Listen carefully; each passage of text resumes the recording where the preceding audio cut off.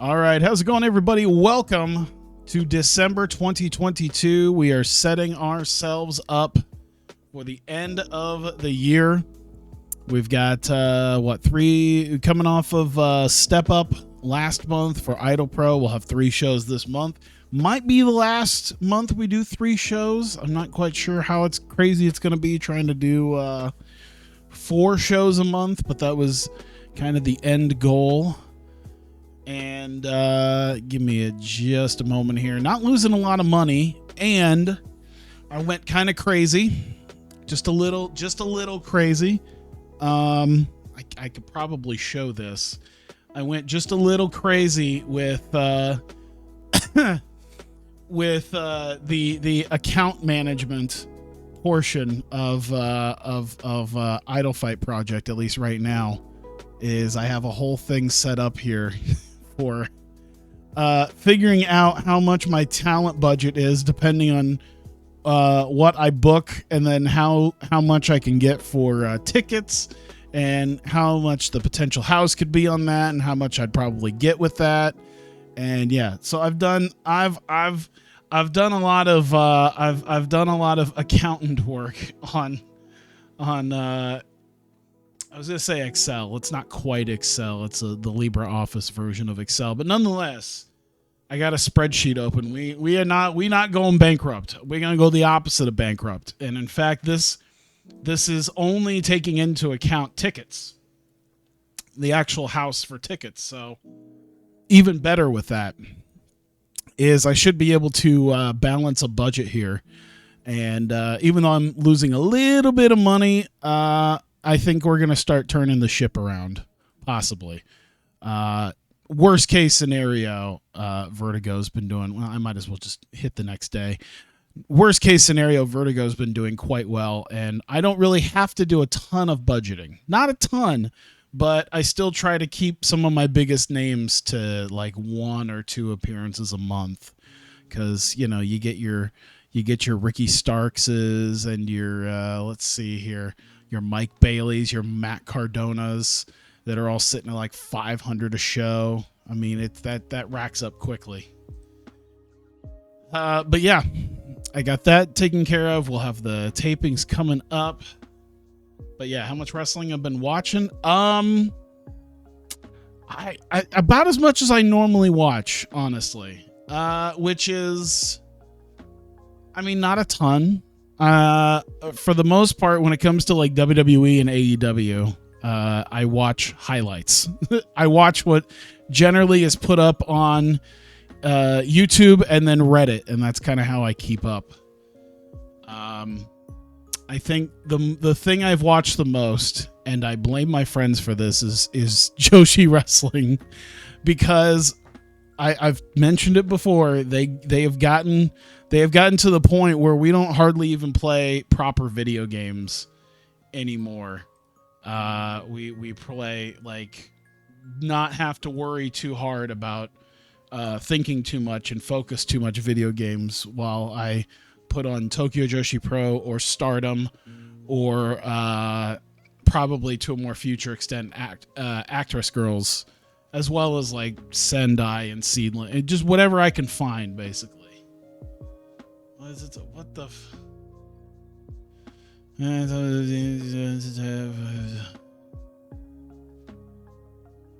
that's a lot of hashtags, and yeah.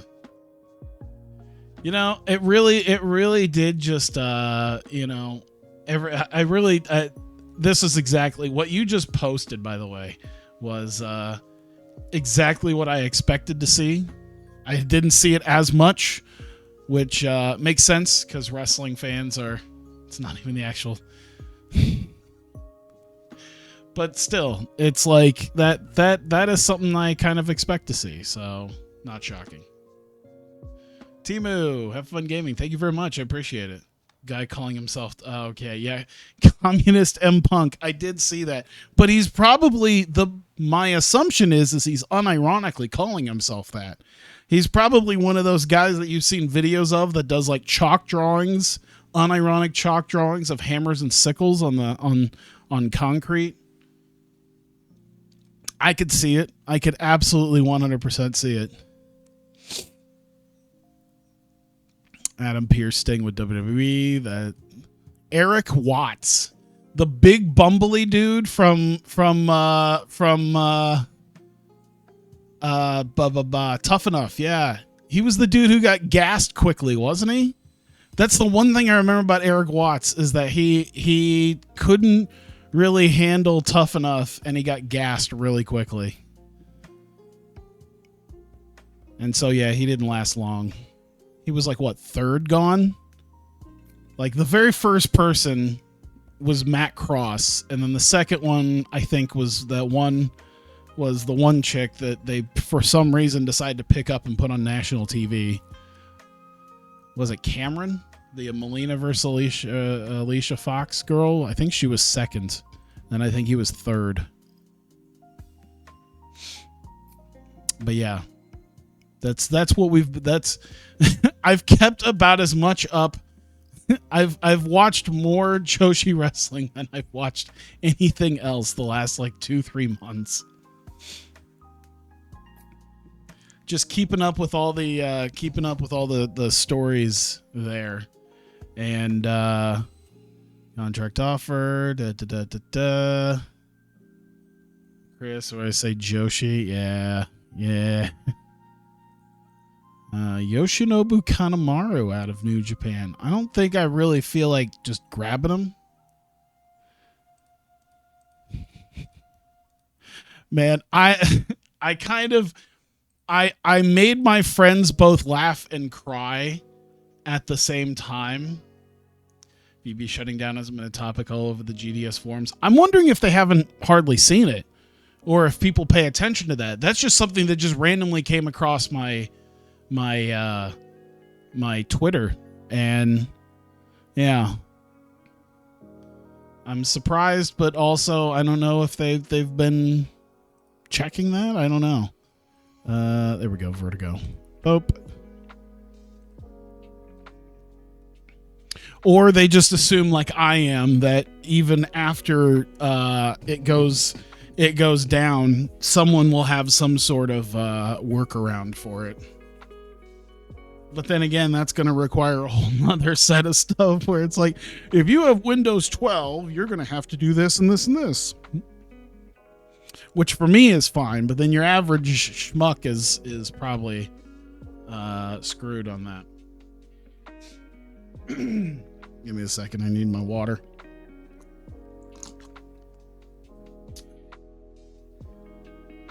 But yeah, I made my friends both laugh and cry because I didn't know about the opening battle royal.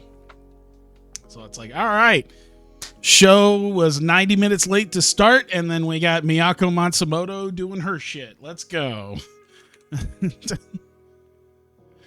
And then it was a bunch of local girls, and I'm just like, holy fuck. A little embarrassing for the devs. Like, if you have a modern computer and UI, you need to jump all these hoops, and yeah. I'm wondering how text-based games work on something like Godot. I do wonder about something like that.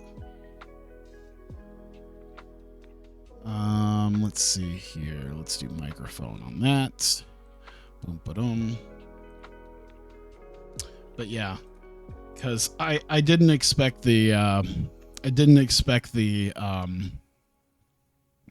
local girl battle royal with a bunch of local girls and then Miyako Matsumoto spending 80% of the entire thing just hanging out on the corner there. They were as upset as I was because they did watch Skabon with me. They were as upset as I was when they saw Veda Scott and they're like, oh wait, is it that one woman? I'm like, yeah, it's that one woman. They're like, no.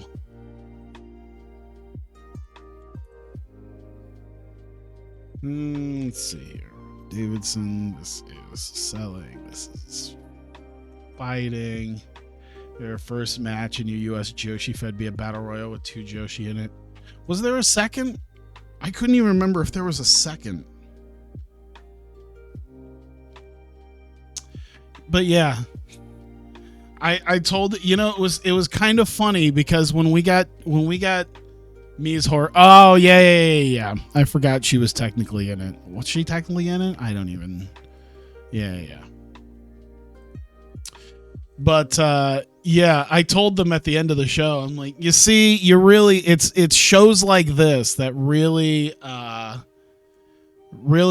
make you appreciate the shows that we do watch that are on time and concise and not filled with horseshit. I can't tell you how it was funny because they were like, one of my friends was like, man, those two guys on that Tokyo Joshi Pro show, I'd rather have them. I'm like, yeah, leave it up to Feta Scott to make Bali and Hockey and Chris Brooks sound like JR and the King.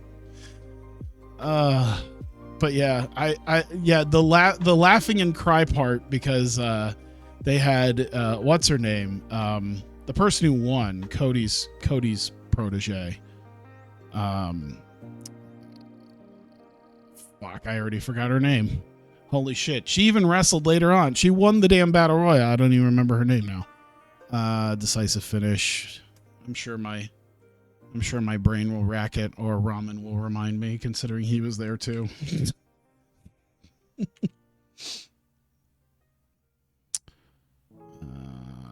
Let's see.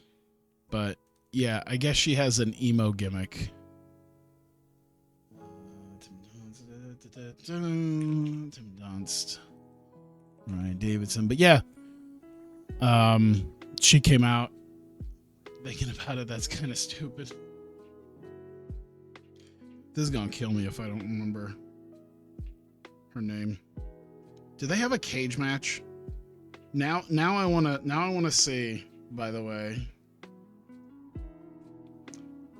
Oh my god, can I fucking type? Worth a shit. Fighting a battle royal to go on and wrestle Haruka Umasaki. Yeah, no shit. That whole battle royal concept was stupid in general.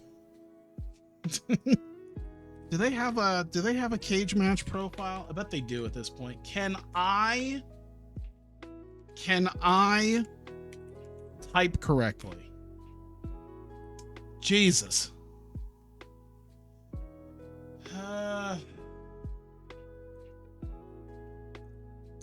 There you go. 4.83. Yeah, that sounds about right. Wow. Brooke Havoc. That's her name. That's what I was thinking of. Brooke Havoc. Dark Sheik has to main event. Yeah, that was one of the things that I don't remember if it was 4chan or Baked who was talking about it, where they basically said you could cut off everything. Let me look at the card real quick. You can cut off everything leading up to that Magenta match, and you wouldn't have really missed anything. Like, you could just slot, if you really wanted Brooke Havoc there, you could just slot her over somewhere else.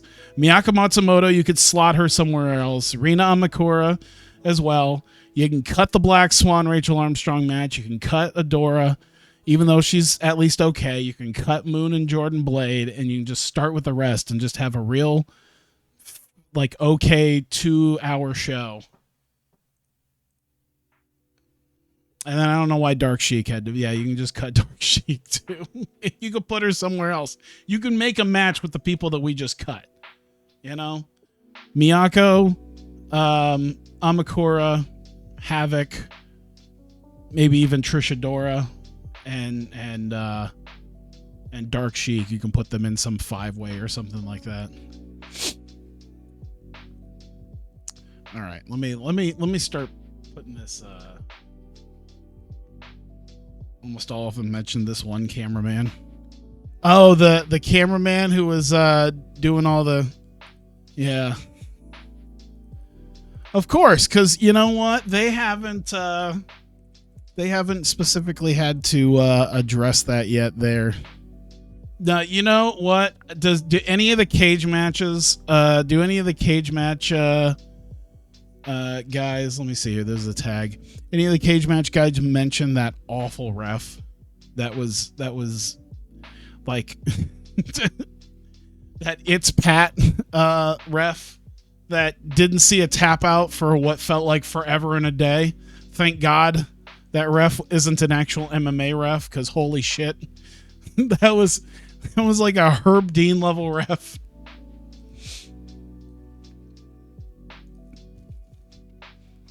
Yeah, but I'm not shocked that there was a dude taking ass shots. You had that one big dude who was trying to put himself over in the front row with the whole banner of his with his podcast too. I'm wondering if people started brigading his podcast because of it as well. Like, listen, we're gonna give you 1 star because you're an annoying fuck.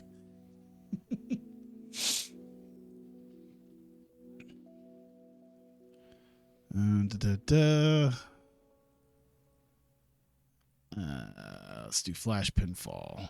There you go.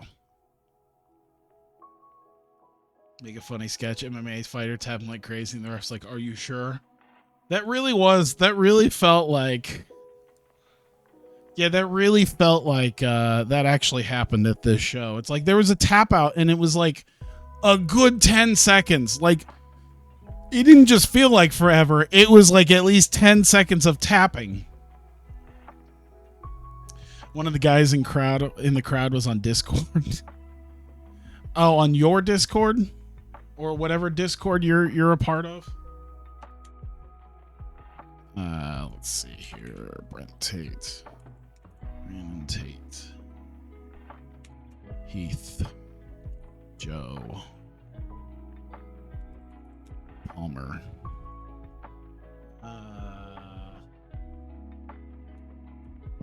Fight. Sell.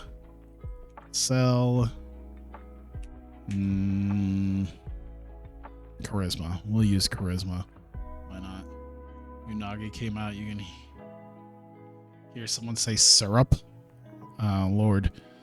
Yeah, I know someone already made that joke in freaking on Baked as well. They're like, "Oh man, you know what would make this main event better if they had some chocolate syrup." Ha ha ha. But yeah. I really just I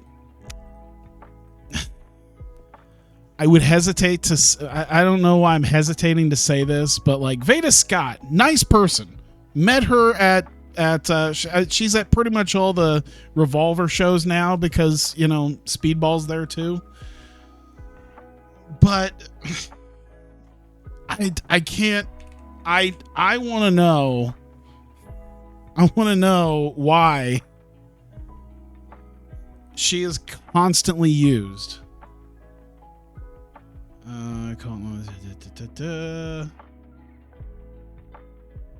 Okay, let's see. Man, there we go. There we go. They're off screen. But it should help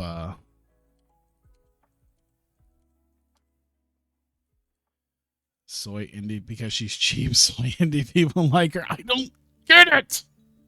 She's all right, but then she has so many moments, like when Brooke Havoc came out in the Battle Royal, and all of a sudden you just hear Veda go, "Is it just me or is it getting sad? Did it just get sad all of a sudden in here?" And I'm on Discord going, "Because she's emo. Get it?"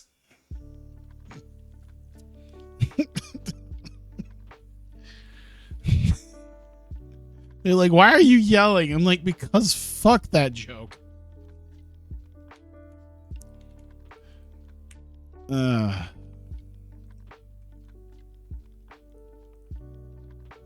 see. Yeah, it was just the one thing I noticed, and someone had mentioned it as well, was throughout like that entire main event. I don't know if Kid Bandit left or just fell asleep, but pretty much MIA, I think, the entire main event. So yeah, I truly love when Bandit tried to do the dangerous.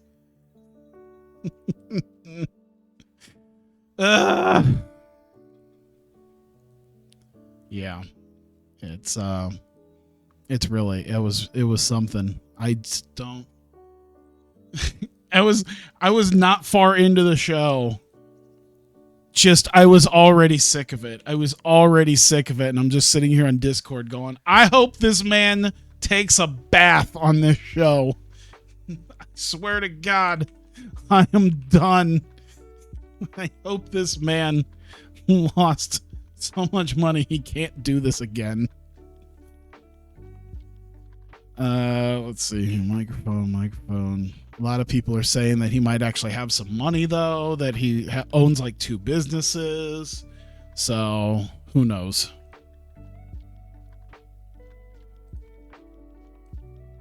But yeah, not a tremendous first show in my eyes.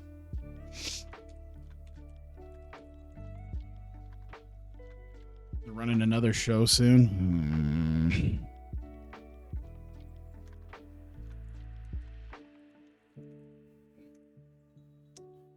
And also, I hope they continue. Why? I'll watch Skabon. I'll watch the fashionista fetish gear fashion front. I'll watch the money laundering I'll watch the money laundering scheme when they're back in December.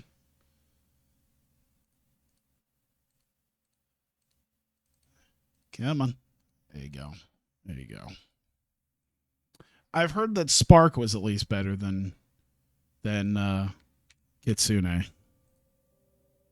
Despite the fact that I think they drew like 80 people for these shows. The shitty USA Joshi Fest. Yeah, no kidding. That's why I would like to announce for everyone here, please subscribe to my Twitch. I will be using that money to put on American Joshi shows right here in the state of Iowa. I would like an excuse to hang out with my waifus. I mean, run Joshi shows here. I think it would work out, and I'm gonna do it right here, and it's gonna be on Twitch. I swear to God, I'll start the show on time. Let's see here. There we go. This is worse than even Spark. It was bad. I wasn't a big fan. I was not a big fan. 60 minutes. Okay. That took a while. It feels like it took a while. I knew it was going to because we had stuff to talk about, especially the goddamn Kitsune show.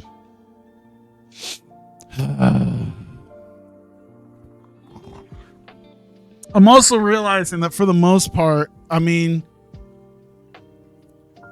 a lot of the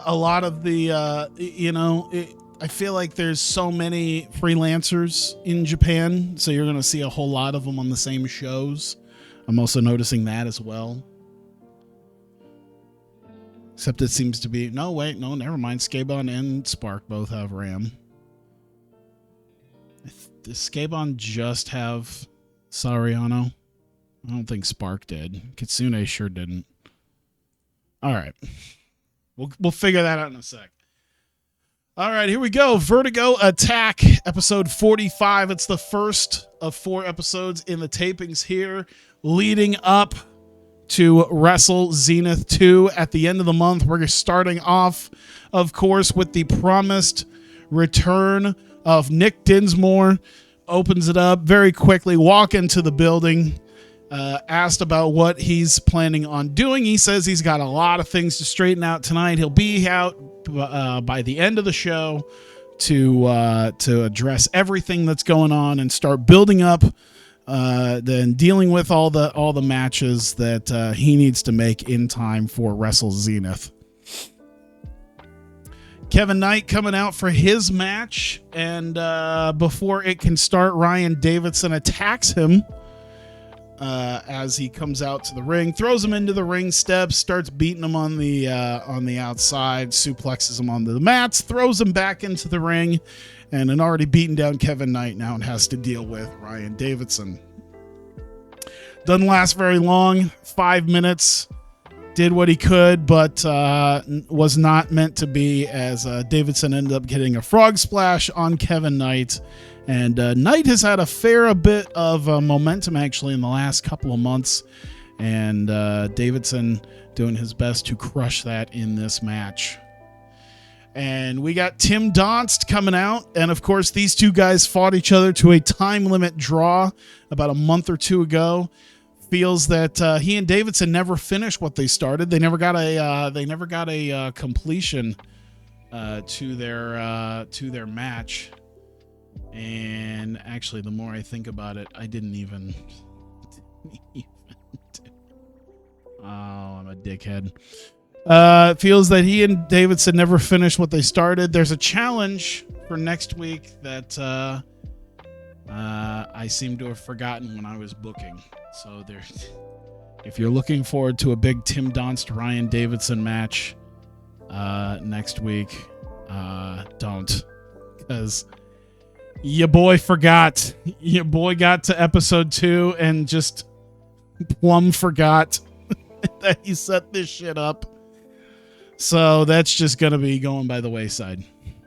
Ricky Starks, though, arriving. Of course, he knew that Nick Dinsmore was going to be here. He shows up dressed to the nines with his shades, and he's going to start looking for Dinsmore as he's going to be confronting him over his Wrestle Zenith match. You see Ryan Davidson announced as part of the AJPW Tag League. I did not. Interesting. We get a match here. Heath Miller and Joe Hennig taking on the Tate twins, and a surprising turn of events. Hennig and Miller end up getting the win here after just a bit of cheating from both teams. Hennig gets the better of Brandon Tate with a fast roll up, quick schoolboy, and Miller and Joe Hennig pick up a victory here on the Tate twins. They weren't immediately looking for there wasn't really a thing that they were assuming they were going to win. Sorry, my brain just fell out completely out of that one. Either way, it wasn't expected for Miller and Hennig to do this, but they do get a measure of revenge, which is quickly taken away by AR Fox, who comes in, and they immediately start beating down Heath Miller and Joe Hennig for this. And with that, Matthew Palmer, who has had some issues with Fox and the Tate twins as well in recent weeks, comes out with a chair for the save, kind of chases him out and tends to Miller and Hennig, and Fox and the Tate twins decide they're going to fight another day as they head out of the ring. And that is that. The End and Manders, they are backstage, and they've got a vignette for a promo where they talk about the disrespect and the attacks that Lockhart Inc. have had against the three of them. And it looks like they are joining forces right now, as all three of them have some sort of slight against Lockhart Inc. and what they're trying to do. And they say, well, if you're looking for a fight, see you guys next week. We'll see what happens. And it looks like we'll have perhaps something with The End or Manders and Lockhart Inc. next week. That I did remember. We get to our next matchup. Mike Bailey said he was going to be in action last week. He is here. He's going to be taking on one half of Jesus Christ. Is it Fly Forever? Oh my God. Why do I completely forget everything? Yeah, Flip Forever. Jesus Christ. Flip Forever, Andrew Everett, and Superb Wrestling. A Decent Reaction goes just over 8 minutes. These guys went balls to the wall for that 8 minutes, and eventually Mike Bailey hits the shooting star knee drop, gets the pin, and a good little tune-up match there for the challenger coming up to his world title match. We're coming up to our main event, Drew Parker and Eddie Edwards. It was announced last week that these two would be facing off For the #1 contendership, the winner of this match, of course, will be taking on Matt Cardona for the Vertigo Heritage Championship at Wrestle Zenith II. Quick promos from the both of them leading up to this match. And in our main event, Eddie Edwards, in just under 12 and a half minutes with the Boston Knee Party, puts his knee right into the skull of Drew Parker, takes him down, and gets the 3. And Eddie Edwards is now the #1 contender to the Heritage title. And we get to add another match here for Wrestle Zenith 2, as it will be Matt Cardona defending the Vertigo Heritage Championship against diehard Eddie Edwards.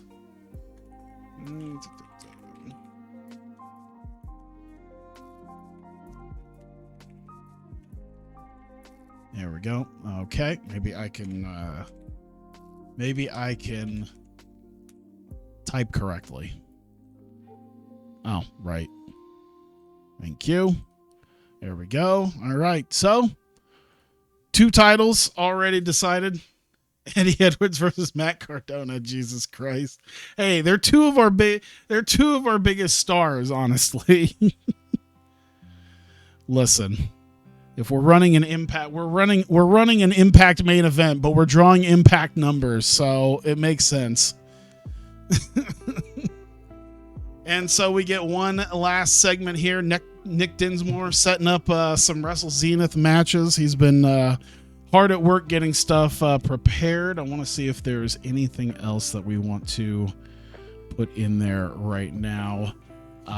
Nothing in particular, I would say. Although I would say, let's see. He can bring up the fact that he has noticed the attacks that have been happening with AR Fox and the Tate twins. So he will be putting them together, as we'll be getting a match there against Heath Miller and Joe Hennig and Matthew Palmer. And I think the rest of the matches will be dealt with.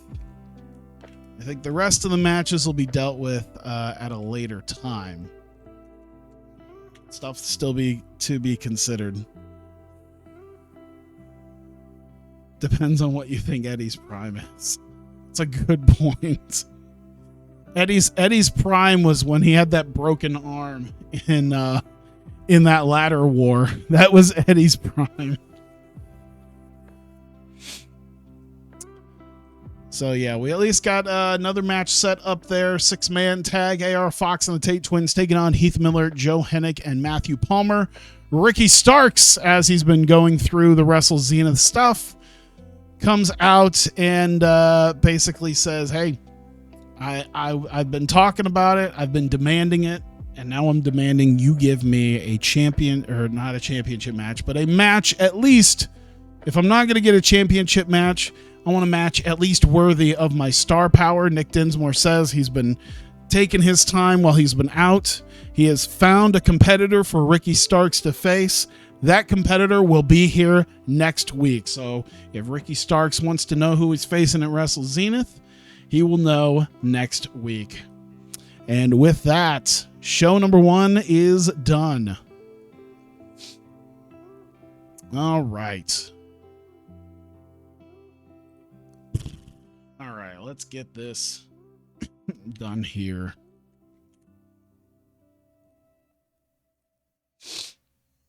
We got Lockhart Inc., Darius Lockhart, Jerome Daniels, Timmy Lou Retton,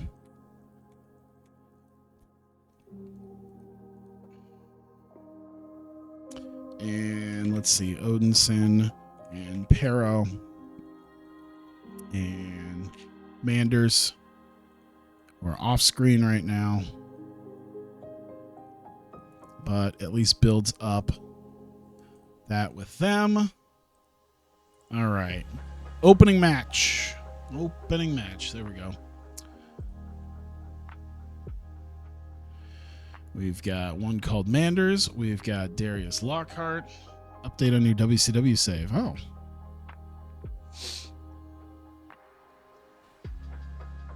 9 minutes total.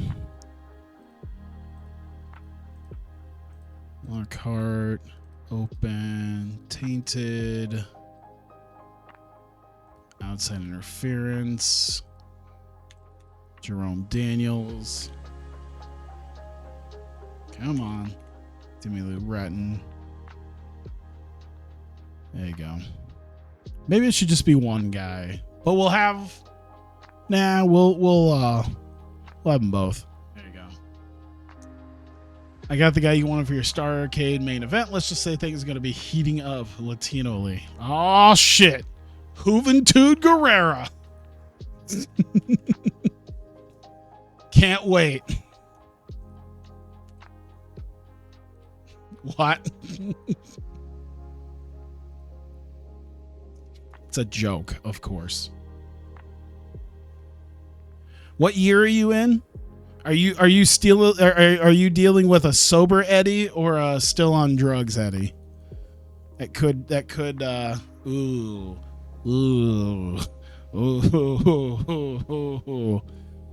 that could be okay.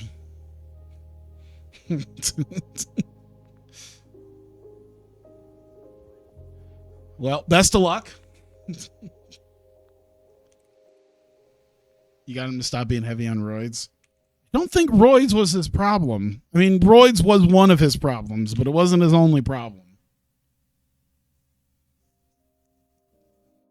I think the painkillers were a big one. Darius Lockhart, Jerome Daniels, Tim Ratton.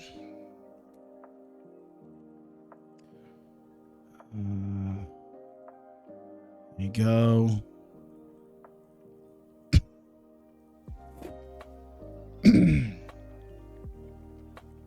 Is that put in now? I think it's put in now. I just want to make sure. Yeah, more than likely. Yeah, I'll end up putting that in after this.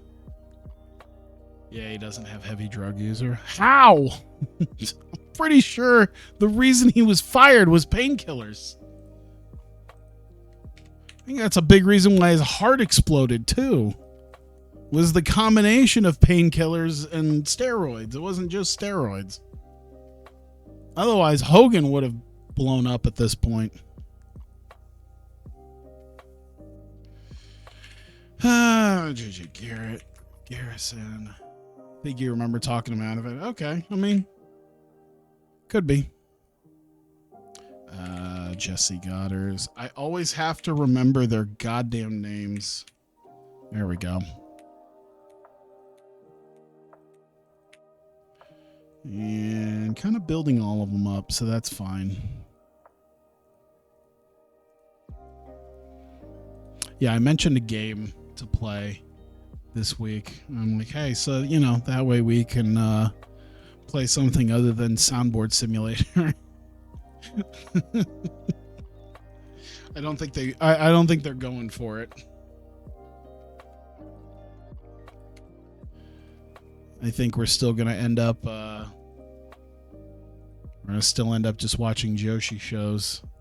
I believe there's probably some big ones going on right now. Let me see. I know there's at least a couple Stardom shows. Yep, there's Stardom. There's we haven't watched that Tokyo Joshi Pro show yet. Oh no, there's the Spark show too. Well, we gotta watch that Spark show as well. We gotta see how American Joshi shows. We gotta see how more American Joshi shows happen. You gotta be like, all right, well, oh, do they have? Okay. Ramen, have you watched Spark? I don't know if you said anything about Spark.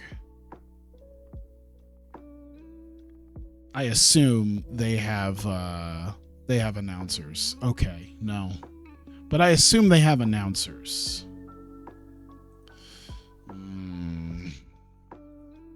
If they're doing broadcasted shows.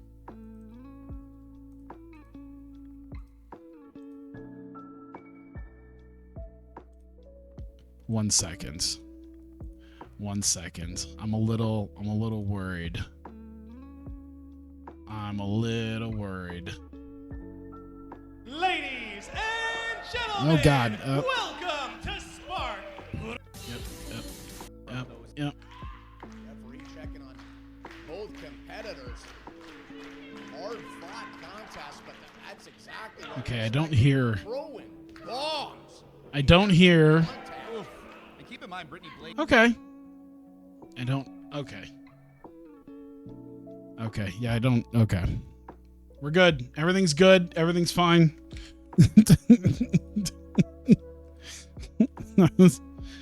Everything's good. Everything's fine. Sorry. We're back on track. I had to check something. I'm like, oh no, they're gonna hate it if who I think might be there. Let's see, the Wyndham, Nick Dinsmore. Let's see, entertainment. There we go. Boom. 4 minutes. Ricky Starks. Nick Dinsmore. Alex Shelley. Bigger success because big debut. 1, 2, 3, 4. Okay, so we are doing 2v2v2v2. 4-team elimination. We got Sonic Kamina. We got Neon Ninjas. We got Neo Body Guys. We've got the Rascals. Boom.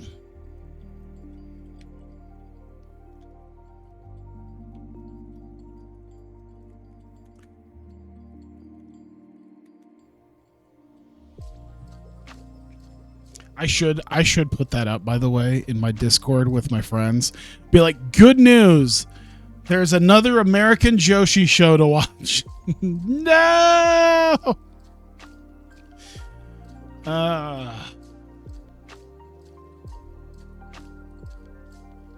Go. Decisive win. Bing, bang, boom. Whoops. How about I do a 1? There you go.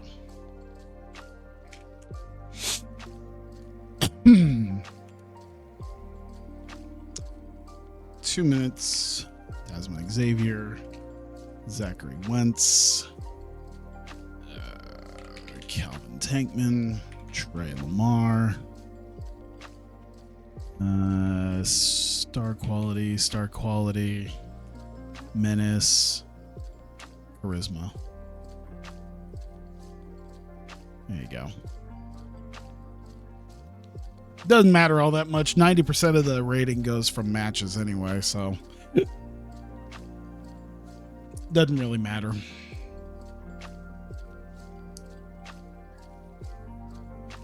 All right, I think we've got everything.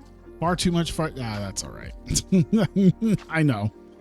That's all right. 60 minutes and we're good.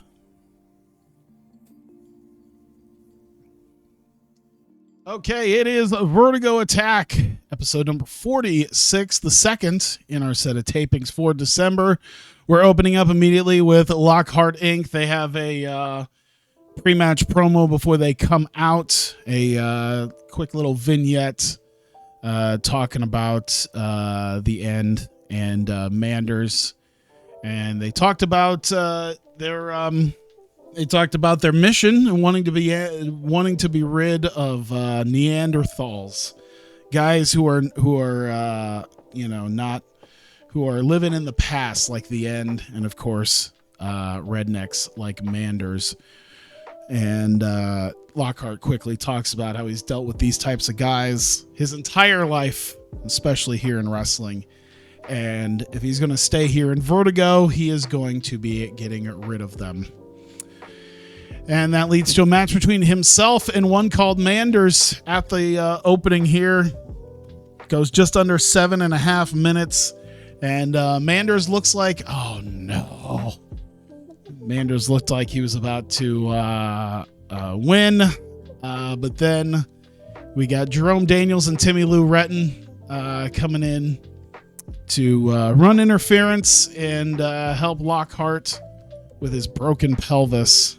Oh no. Can I see how long he's out from something like that? Uh-oh. Whole thing just sustained broken pelvis. The show will need to be rebooked as a result. Oh no. Well.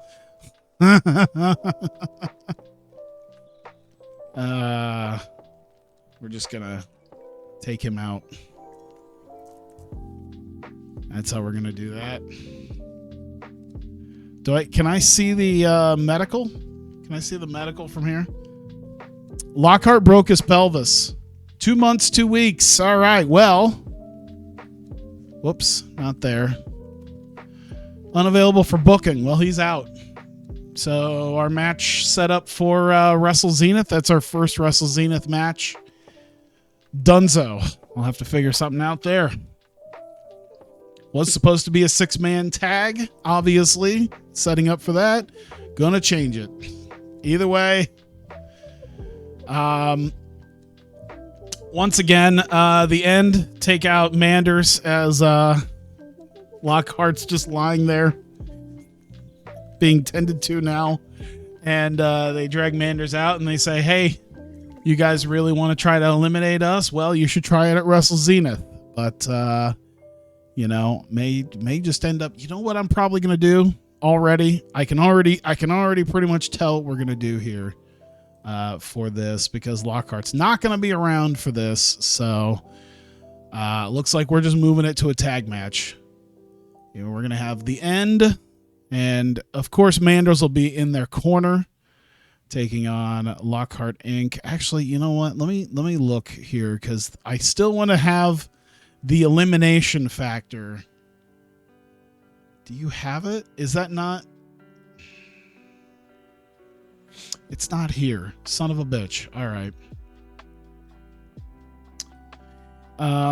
Wondering if we can change just a little bit of this then.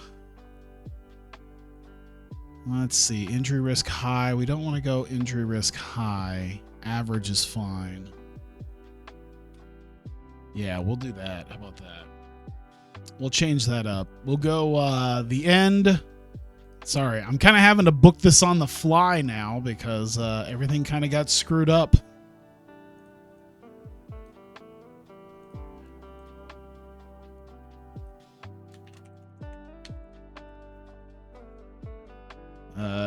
Yep, the end versus Lockhart Inc. in what will be a hardcore match.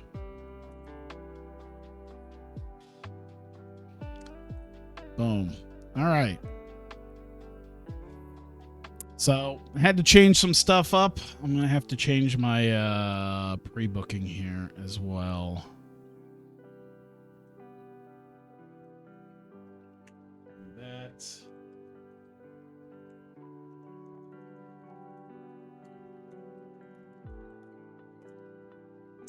Damn it.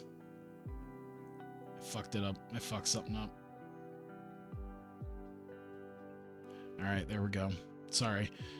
I'm having to rebook my goddamn events on the fly. It's not going well. All right. Well, now that we've gotten out of that, hopefully nothing terrible happens now. The throwbacks are at their beer table once again, drinking and playing cards. Neo Body Guys come back once again after a bit of a commotion the last time they were around. It was a tense setting, some insults exchanged between the two groups here, and eventually the Neo Body Guys decide to leave before fists are thrown, and that is about it. Do you see your Eddie contract? 80,000 exclusive written, 10% per event. Jesus Christ. Fair bit of money. That's about $1 million a year right there. We get Anthony Mayweather vignette. He's doing some training, some rolling around. CM Punk style for his title defense at Wrestle Zenith. And he'll have a tune-up match next week to get himself prepared for his title defense at Wrestle Zenith. As my financial advisor will have to discuss. Oh, no. Then we get our, I believe, second to last matchup here. Ty Ray against Taylor Wyndham. And Ray ends up hitting the lumbar check on Wyndham, gets the win. And Ray with a little bit of momentum going there.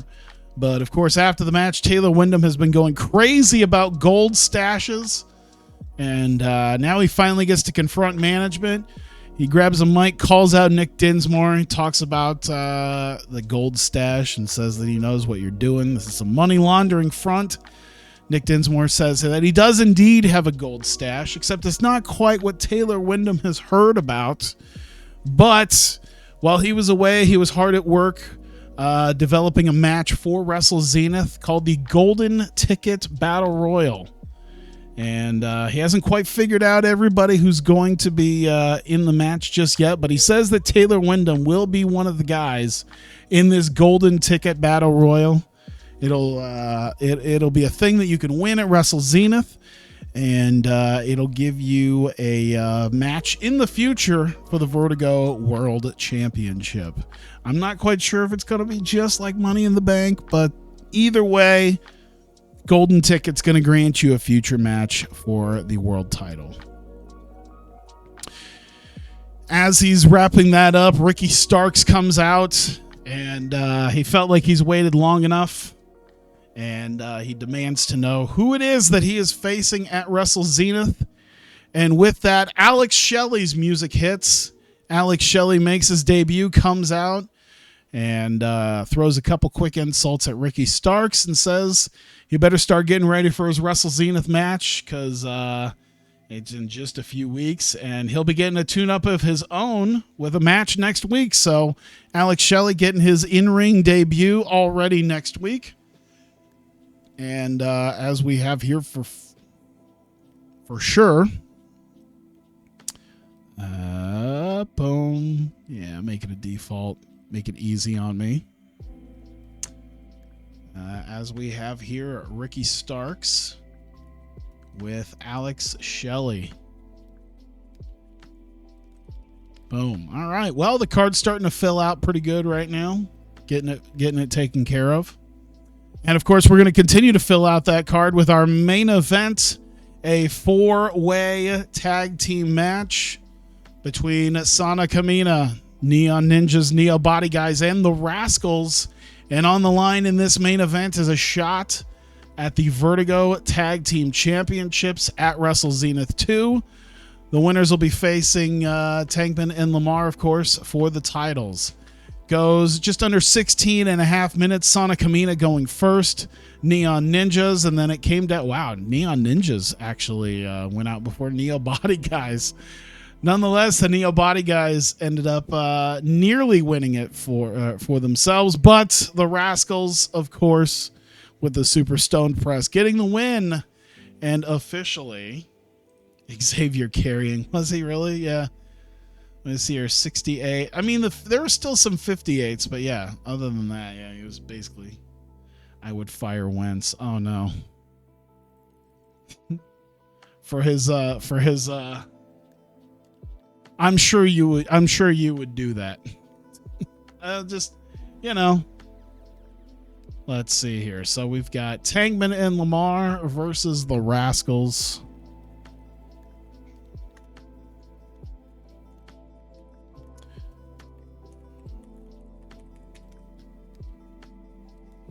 It's an NXT reference. I know. Listen, Wentz stands in solidarity with Palestine. I don't know if that's true, but he did 6 years ago. All right, 6 matches. I believe we had 9? Yeah, 9. Well, we know that Golden Ticket Battle Royal for sure. Oh, you know what? We didn't even get around to. Obviously, I think I meant to put it. I think I meant to put it. Oh, you know what? I'm not gonna worry about it right now. I had a little something, but yeah, we'll make it official next week. One match that we pretty much for sure know is happening. The Rascals, of course, celebrating their win. Tangman and Lamar coming out, get into the ring with their tag titles. Hold it up high as you get the classic champions and challengers stare down with the champions holding the belts high. And, seem to have a tense shaking of hands, but that is it as the show ends. So there you go, solidifying our tag title match at Wrestle Zenith as well, which means all 3 title matches have been determined, as well as several other matches. All right. Episode 3. Is it a match I like? Probably not. Probably one you won't care about, but one we've already built up. We just haven't gotten the final piece of the puzzle yet, which I believe we'll be doing here. Anthony Mayweather. Entertainment. Minor success. All right. Giving him an odd tune-up match as he's going to be facing, of all guys, Tim Donst in non-title action. So that Ryan Davidson match, not to be. We're gonna keep Tim Donst strong though.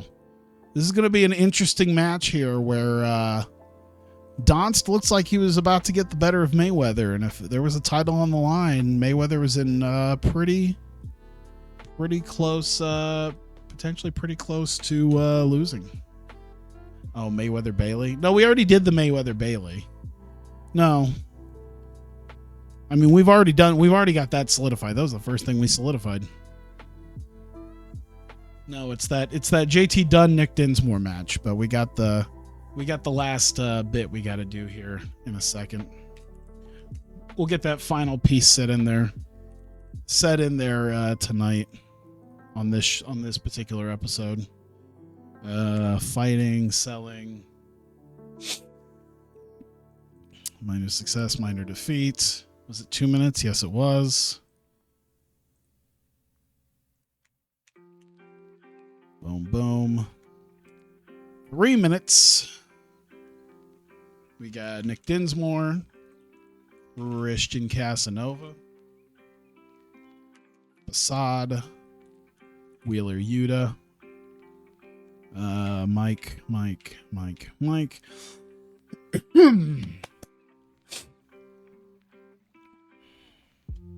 And 3 minutes there. Boom. All right. Let me knock this out here pretty quickly. 2 minutes. Let's see. This is Neo Body Guys. So we got Jesse. We got Preston. We got Caesar. We got the throwbacks. So we got JJ. We got Griff Garrison. We got Eric Cannon.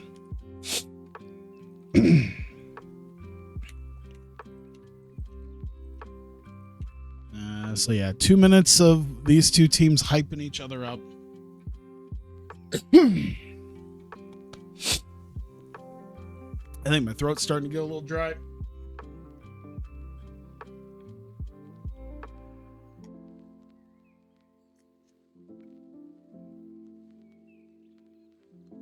All right. We are good. I think. That's segment 5. Segment 6. We got a match. We got Eric Cannon. We got Jesse Godders. 9 minutes. And let's see. Cannon. Open match. I'm not sure how it works, so I'm going to do botched interference, Jesse Godders, Caesar. There you go. Jesus. at 1 minute. And Eric Cannon, JJ, Griff. I guarantee you this is too much of all 6 of these guys. It's just too much. Charisma, acting.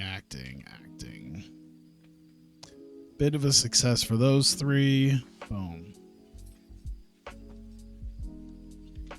To discuss. Uh-oh. What now?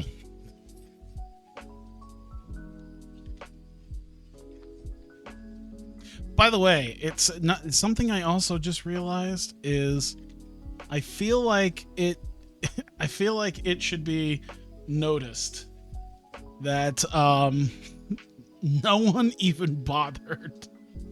No one even bothered to I'm gonna look. Yeah, no one even bothered to pirate the like have downloads and stuff for that. I'm trying to look here now. I don't think anyone bothered getting downloads for that Kitsune show. Now that I'm looking at it, I don't think they did. Who would? I don't know. Like I was at least able to find Skabon. I finally found a Spark show. I mean, I don't think I saw the original Spark shows up, but the Spark shows are there. Skabon was there. There we go. Caleb. Acting. Bing, bang, boom. 3 minutes.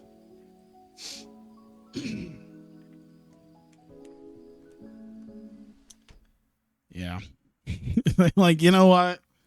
It ain't even worth trying to. You know what? Yeah, I bet you the people who are willing to pirate it left before the show started. Like after an hour, it's like, I'm done. We even sat here and watched it as it happened. It was just like, holy fuck, when is it starting? And it was like, oh, okay, it's starting half an hour late. Okay, yeah, well, that's indie wrestling time. It's fine. We can do that. I'm going to go grab some food. And then it was just another hour. There was a point, I think, with like half an hour left, I literally just moved over to Actress Girl's like YouTube page.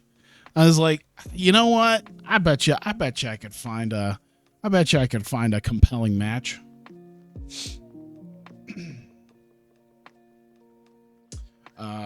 JT Dunn, Nick Dinsmore. And usually with this, we have Rich Palladino, so we'll just take him out as well. So microphone, all the mics here.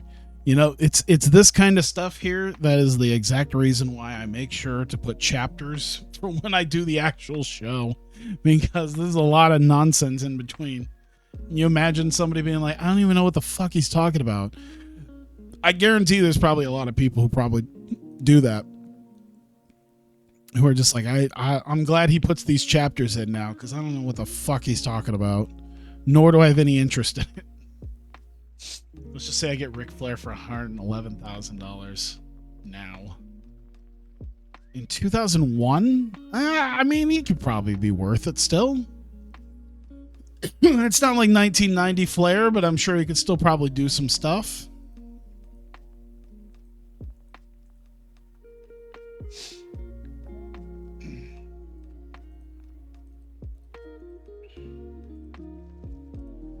There we go.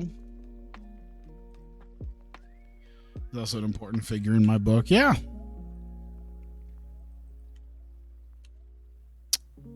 Let's see. Alex Shelley.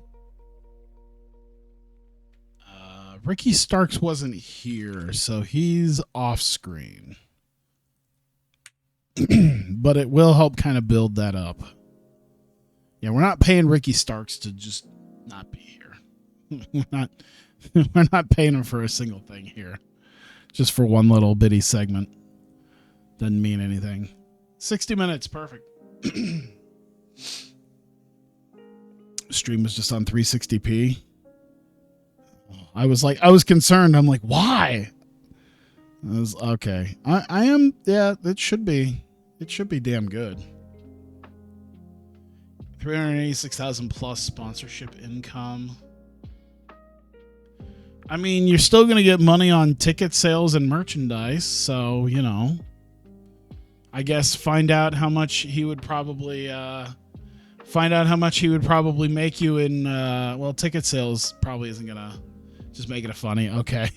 I was freaked out for a second. I'm like, no, I had problems even literally last night with my internet, the service provider. I actually had to look on Twitter because it turns out the entire metro area here was just out for like 4 hours. It was enraging. I was like, what the fuck? Because my mom called me. She was like, what's wrong with my internet? And I'm like, I don't know. I can't figure it out.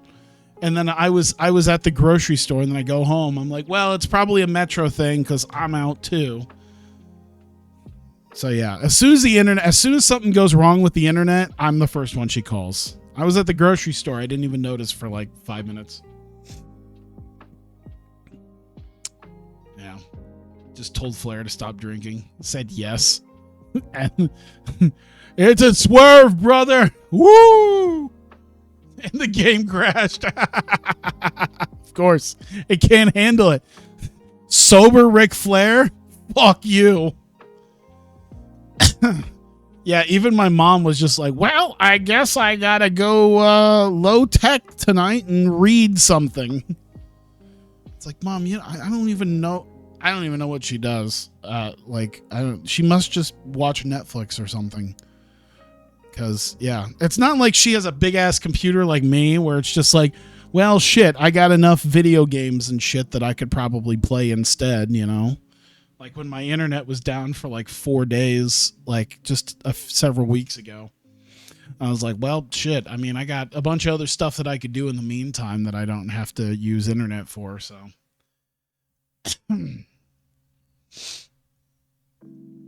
Flair's drinking habit be permanent. Yep. All right. Okay. Vertigo Attack episode number 47. This is episode 3 of 4. We got just one more left. This is the show before the go-home show to Wrestle Zenith. We start off with the Vertigo World Champion. Comes out with his title. He had a vignette last week. He's got a tune-up match here. He's confident in his abilities. He's ready to go. He is, and he's got a guy that he has faced before in this reign for the world title that he feels like would make a good tune-up match because that's how confident he is. And did an exceptional match for an opening matchup. He takes on Tim Donst, who is formidable in his own right against Mayweather. And Mayweather, thinking that it was not going to take very long, takes 14 minutes. And finally hits him with a red sky. Tim Donst was looking like he was actually gonna sneak a win here on the world champion, but Mayweather finally gets the better of him and takes the win. And not thrilled at the amount of effort that it took. He's sweating. He's hurt. He didn't really plan on this. He very much overconfident going into this match with Donst, and because of that, he picks up Donst once again, hits another red sky, leaves him laying, grabs his belt, and he is quite a bit irritated as he walks to the back. Nick Dinsmore is in his office. We find out some more competitors in the Golden Ticket Battle Royal. He's talking to Christian Casanova. He's noticed the work that he's put in recently and the wins that he's racked up, and has extended the invitation for Christian Casanova to be in the Golden Ticket Battle Royal, who graciously accepts it. And of course, the Neon Ninjas, Dinsmore talks to them, says they just came up a bit short, but he's a big fan of them and what they've been able to accomplish in their 2.5 years here in Vertigo, since they've been a team that entire time, and decide to invite both of them into the Golden Ticket Battle Royal as well. So we've got 4 competitors for sure lined up. Honestly, I don't think I put any more guys officially in, so that'll be a last minute thing, I believe. But we've got the Neo Body guys once again, as they had a bit of a tense moment last week, and we get a match for their troubles. They are tanned, oiled, they are ready for their contest here. They came up just short of the tag team title shot, and looking to make an example out of the throwbacks here tonight, or at the very least Eric Cannon. And throwbacks are hyping up in their locker room Eric Cannon, and we're going to get him and Jesse Goddard coming up next. And we get Eric Cannon versus Jesse Goddard. Decent little match. Quick one, too. Just over 6.5 minutes. And it looked like maybe Jesse was going to get the better, or Cannon might have got the better of Jesse here. Cesar Bononi comes in to hit him with, man, I don't even know what the hell he'd hit him with. Probably some sort of grooming item. Man, I wish I need to come up with some sort of weapon they can hit somebody with. Probably wouldn't be like a hairdryer or something. I don't know. I'd have to figure it out. Or maybe spray like hairspray, like that. I think they do that. They did that enough in TNA with the Beautiful People, I think. Nonetheless, Cesar Bononi tries to hit it on Eric Cannon. Ends up getting Jesse Goddard instead. It allows Eric Cannon to hit an enziguri on him and get the pin as a shocking win for Eric Cannon over the leader of the Neo Body guys. And with that, he rolls out of the ring, celebrates with the throwbacks as Goddard gets in Bononi's face over it, and Preston tries to kind of get in between them to get this all figured out, and seems to be upset with Caesar over that. we get a sort of a, I don't know what you would say, not quite a skit, but yeah, basically we are in some sort of we're in some sort of a conference room in a different place, not quite sure where, but nonetheless, a very fancy wine tasting seminar has been occurring here, in which Filipino Grigio, who we've seen a couple times before, is holding said wine tasting seminar and mingling with some of the older folks and some of the other folks in the enjoying the finer things in life. And Caleb Conley walks through the open door, kind of starts getting it up in his face, and confronts him over their focus, and he's wondering just who the hell this is, as he keeps calling him Kyler. And Grigio says that his new name is Filipino Grigio. Do not forget that. And Caleb Conley is exasperated, throws up his hands, and heads on out. So Caleb ends up finding Grigio after this, but doesn't seem to be getting into his head.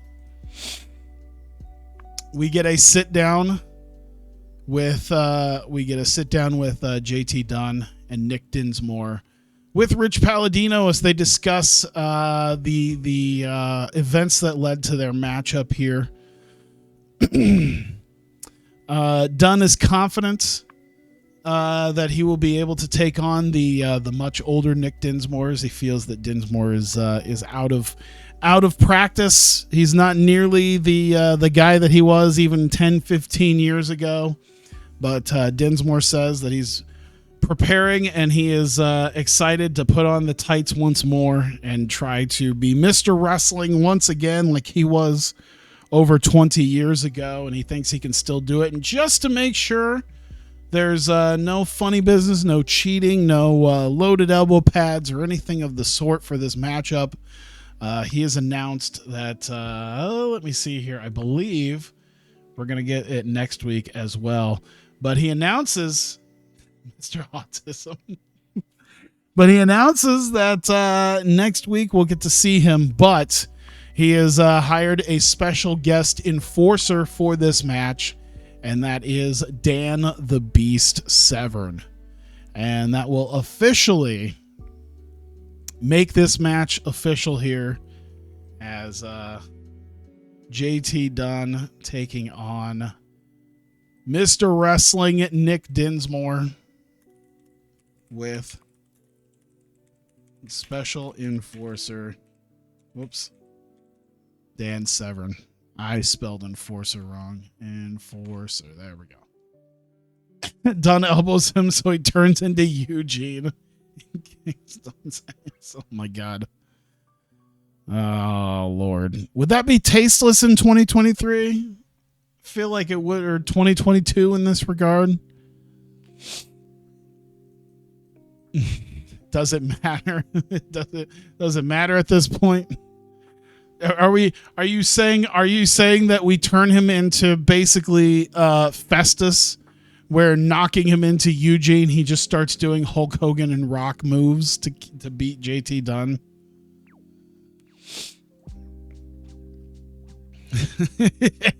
He just like Festus with the bell, but the bell is inside Dinsmore's head. He just knocks him into Eugene. Main event time. Alex Shelley, of course, in his in-ring debut here for Vertigo, taking on former champion Effie. And exceptional match between the two. Good match between them. Just over 13 minutes, but of course Shelley in his debut here getting the win over Effie with the Border City stretch as he prepares himself for his match against Ricky Starks. Speaking of which, he grabs a microphone after the fact, looks at the camera, says that Starks isn't here, but he wants Starks to remember this. He praises his accomplishments, praises him as a performer, says he's got a very bright future ahead of him. He's set to be a major wrestling star. However, at Wrestle Zenith II, experience will win out over just pure charisma and moxie in youth. And Shelley is willing to prove that at Wrestle Zenith for their match. And that is the end of show number 3. All right. Let's see if I can get this. Let's see if I can get this taken care of relatively quickly. All right, Regal Twins, Flip Forever. Boom. 9 minutes. We go draw. Open match. All out. It's going to go draw because... Is there a double? Yeah, it's sort of a double DQ. Double DQ. Interference on Everfly by Yuki Ueno. And Logan Regal by Shun Makatsumata.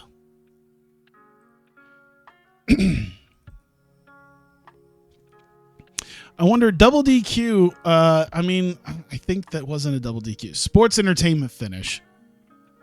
Not the greatest. Messy non-decision, officially a draw. But yeah, there we go. Sports Entertainment finish. I think it's the first time we've really used it. We usually have finishes to these, but yeah, technically a draw.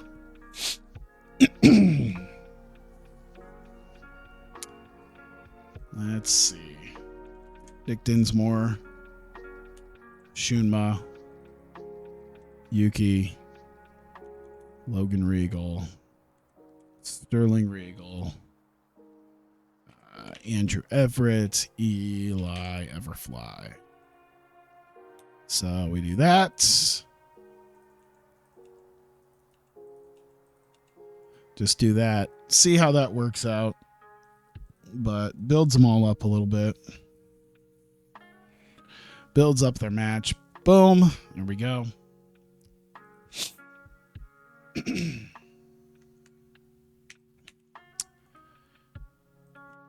We need there 4 minutes. Nick Dinsmore, since he's already out. Intro Severn. JT gonna do his thing. Dan Severn, never much of a talker, but I wonder if he could still kind of do it. That's all right. He doesn't need to do that much. There you go. Just builds the match. That's all we really need. Man, I really like fantasy into reality.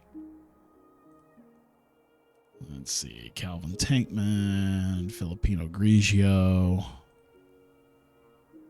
8. Tankman. Probably doesn't need to be open. Decisive. Let's see here. Where's that at ringside? There you are. Trey Lamar will be there. There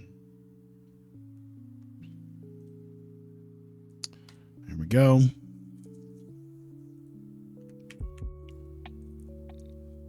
I got this. 3 minutes. Calvin Tankman, Trey Lamar, Zachary Wentz, Desmond Xavier. Here we go. You know, I wonder how much Trey Miguel costs. I think he's one of those guys in 2020. If I go look, he's probably hired by a shitload of people. So he's probably hard to come by.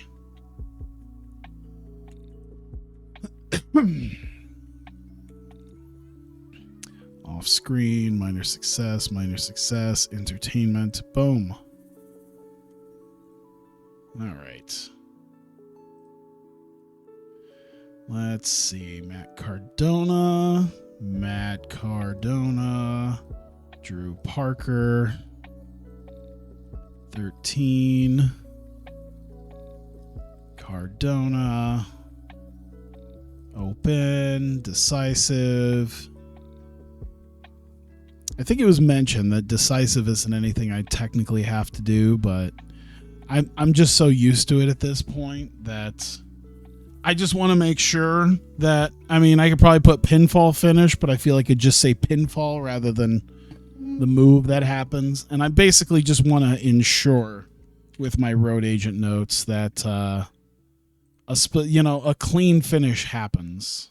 You know, I've left it up to the game before, and it's done less than desirable results. It still does less than desirable results when it does weird submission finishes that I don't want. Anthony Mayweather, Mike Bailey.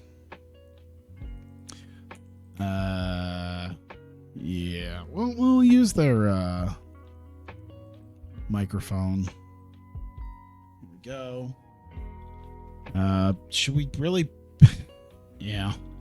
I mean, I guess we're technically paying. Nah, fuck it. We can save some money by they're technically on screen, but they're not. How does the game feel about that? Is that a thing that they even care about, like the on screen off screen thing? Let me see. What would they say about it? Let me see. The fans see the storyline change. Ratings. If they're off screen, they don't count as actually being on the show, so would not get paid. Pre-recorded. Okay, pre-recorded segment. Boom. All right. Yeah, I'm not paying Mike Bailey right now. I think I've already paid Mike Bailey twice this month. I'm good. Star quality. There you go.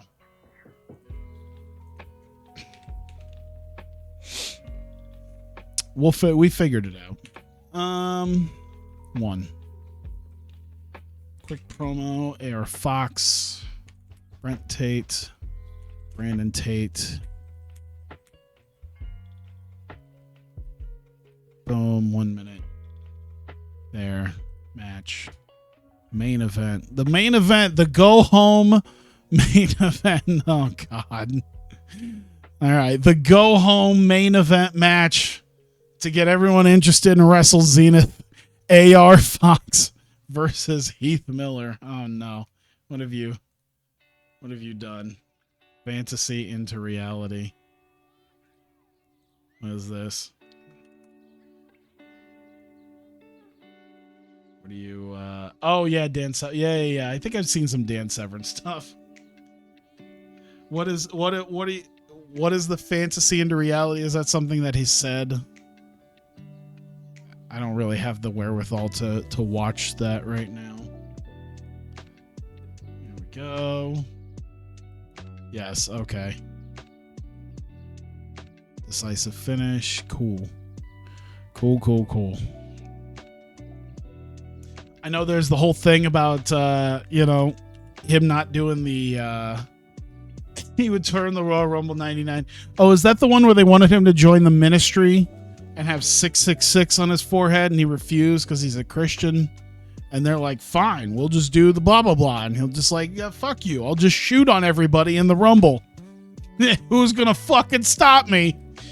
And they're like, all right, you know what? We'll just not do that. You know what? Let's just leave that alone.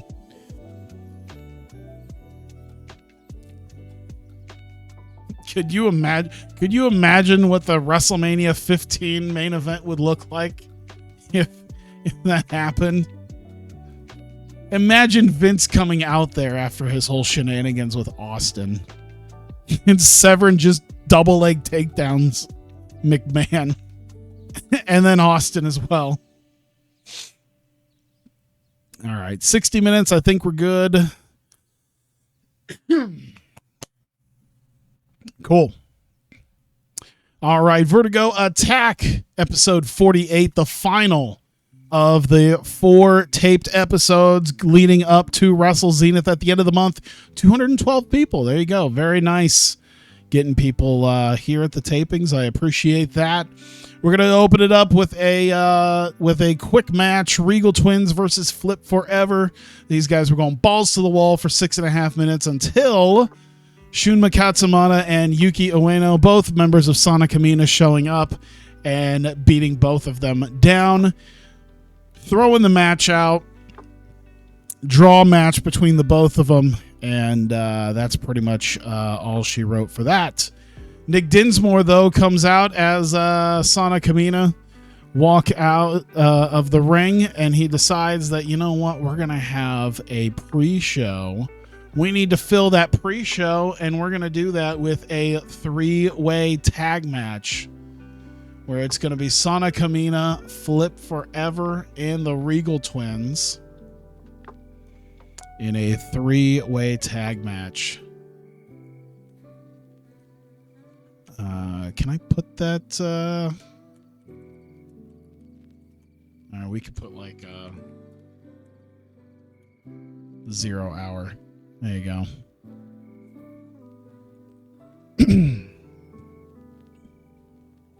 Cool. All right. So yeah, we've got that set up, a 0 hour match between the 3 tag teams, Sana Kamina, Regal Twins, and Flip Forever. And while he's out there, he decides, hey, he's here in the building tonight, ladies and gentlemen, the special guest enforcer for his match against JT Dunn, the one and only, the Beast, Dan Severn. Comes out, Severn quickly runs down his credentials and says he's going to be using his long-time experience to maintain order into this match. He's seen what JT Dunn is like. He's going to make sure this one's called right down the middle. JT, of course, comes out, insults both of them, threatens to assault both of them, even threatens to beat up Dan Severn, as he considers him just an old man well past his prime. And we leave it pretty much at that as we go to one half of the tag team champions. Oh no. Calvin Tankman versus Filipino Grigio, of course, Trey Lamar at ringside. Tankman, oh boy, damaged elbow. I gotta look at that real quick. Does get the win though, so I think he'll be able to work through it. Just over 6 minutes, gets the win on Filipino Grigio. Some of the show. Oh no! Oh no! Oh no! Oh no! Oh no! Some of the show will have to be rebooked. Okay, Thank God Almighty, it's only 5 days. It is only 5 days. Holy shit, we were just getting hit by the injury bug here before our major Can I still give him that? Will that be fine? All right. So Tankman is there, but he's not doing anything right now. He's tending to his damaged elbow. But Trey Lamar helps call out the Rascals, and Tankman is a bit worse for wear with his elbow. But they do have a bit of a stare down once again between the two teams, and leave it at that. I guess I'd forgotten that I had done this already 2 weeks ago. But once again, reiterating these two guys fighting, and these two teams battling it out for the tag titles as we go on. Matt Cardona, we haven't seen him all month. He's not happy to having to be here in front of only 212 people. So, yep, not a big fan of that, as he feels that he should be in front of bigger and better fans, and he thinks at least that'll happen at Wrestle Zenith. But he's got a match against the man who failed to beat Eddie Edwards to get a shot at the Heritage title, Drew Parker. And so he's going to face him for a bit of a tune-up here. And great wrestling between the two, but eventually with the radio silence, Matt Cardona gets the win at 11-11 in this matchup. Parker tried as much as he could, but was unable to beat the Heritage champion. And we get quick vignettes from Anthony Mayweather and Mike Bailey, both of them hard at work getting themselves prepared for their world title match at Wrestle Zenith, and hyping up that title match leading up to Wrestle Zenith and our main event. AR Fox and the Tate Twins are ready to beat down Heath, Hennig, and Palmer at Wrestle Zenith, I believe. Did we already book that? We did. Yep, AR Fox and the Tate Twins versus Heath Miller, Joe Hennig, and Matthew Palmer. They will be in a 6-man tag here. Let me see. 1, 2, 3, 4, 5, 6, 7. There's 2 matches I haven't put in here yet. Okay. Yeah, we'll get that figured out at the end here. Nonetheless, getting themselves ready for the main event. AR Fox taking on Heath Miller, an exceptional matchup between the both of them. Actually, a damn good match. AR Fox, though, gets the better of Miller. Just under 12.5 minutes with the crunch. Gets the win in our main event. Our final matchup leading to Wrestle Zenith. And in fact, with that, we get the end here, the last 2 minutes, telling people be ready. As Wrestle Zenith here, they run down the full card as we see. They add in the final 2 matches, by the way. We'll go ahead and throw that in now, I guess. We've got Neo Body Guys here. We've got the throwbacks here. We throw in Caesar here. We throw in Eric Cannon here. So 2 more matches announced. We'll just throw that in there and throw that like that.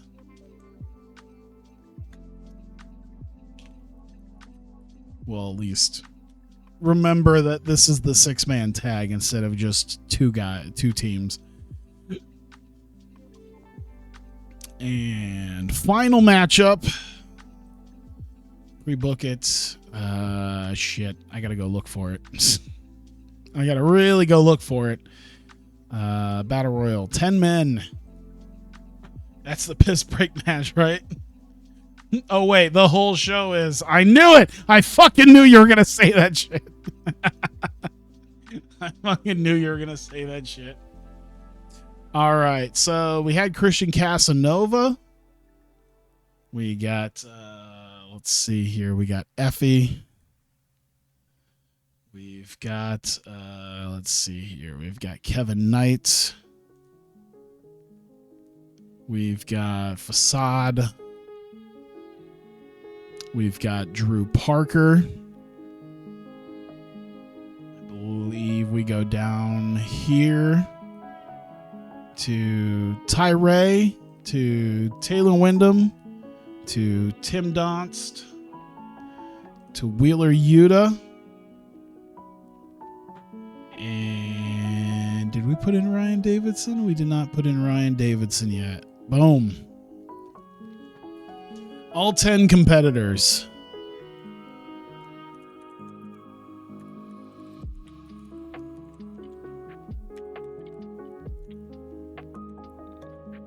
Whoops.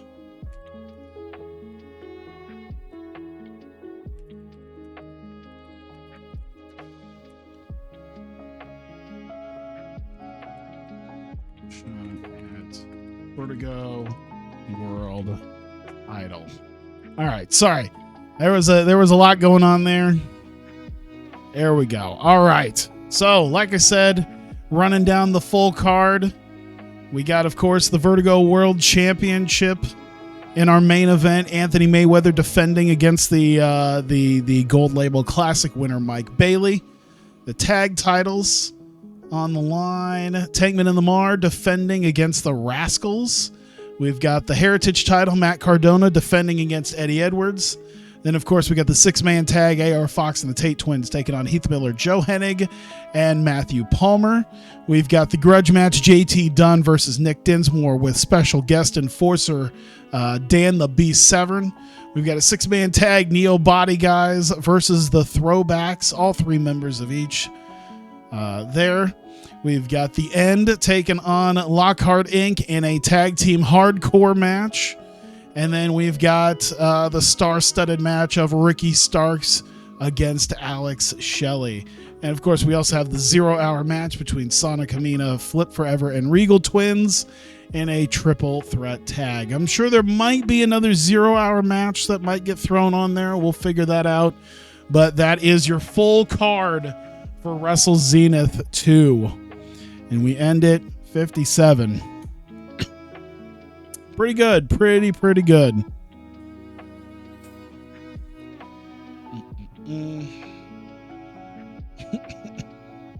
All of them are the piss break match. All right, let's see what happens here. And Savinovich, no, not much going on there. Dragon Gate, Fantastic Gate. We got the taping reports already. Oh, let me see this. 45, 46. Wait, where's 47? Oh, there you go.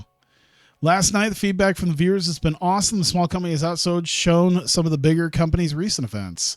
46, feedback was awesome. 47, feedback was awesome. And 48, 212 fans, feedback was awesome. There you go. Awesome shows.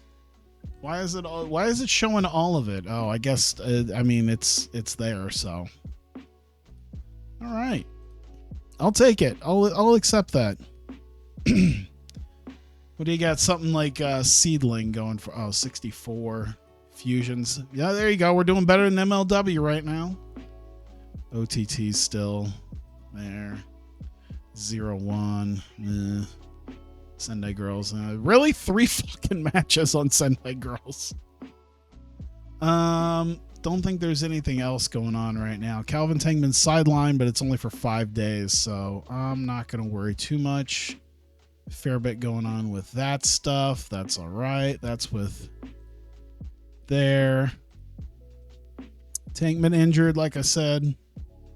4 days now, but Darius Lockhart's out, so he is out for Wrestle Zenith. We spent a lot of money, but that's all coming back here pretty soon. Ticket sales are pretty good. Ticket sales will be real good for the event. Merchandise, we're about a little over a week away from our merch going up, so I'm excited for that because that's going to be a fair bit of money in merchandise sales going on.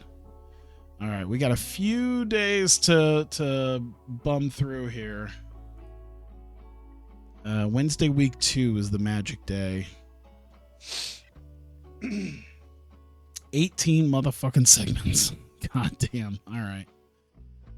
Let's see here. Hopefully nothing crazy happens. We've got a signing to do. Adam Cole just won the Universal title on SmackDown. It's a weird line to be in. Adam Cole defeating Dolph Ziggler. So I don't know. WWE is doing AEW booking now. And I guess doing okay. There you go. I wonder what other types of... I'm going to say Matt Riddle defeating Noam Dar. Too short. Oh, does it say how long? Oh, it doesn't say. Oh, Adam Cole. No, not only is he not too short, he's world champion material. Scott Steiner's retired. There you go. There's our broadcast. Nothing else really going on. Zaya Brookside got a staph infection. That's about it. Go to Vertigo. We got 9,100 viewers. Pretty good. 35 is the magic number on our Scott Steiner retirement. Didn't it just say he's retired? Or are we 3 months away from it?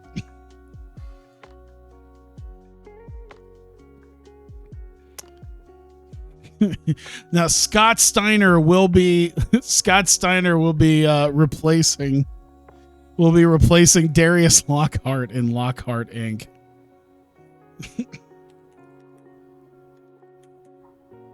No, he's retired. So he was fully retired.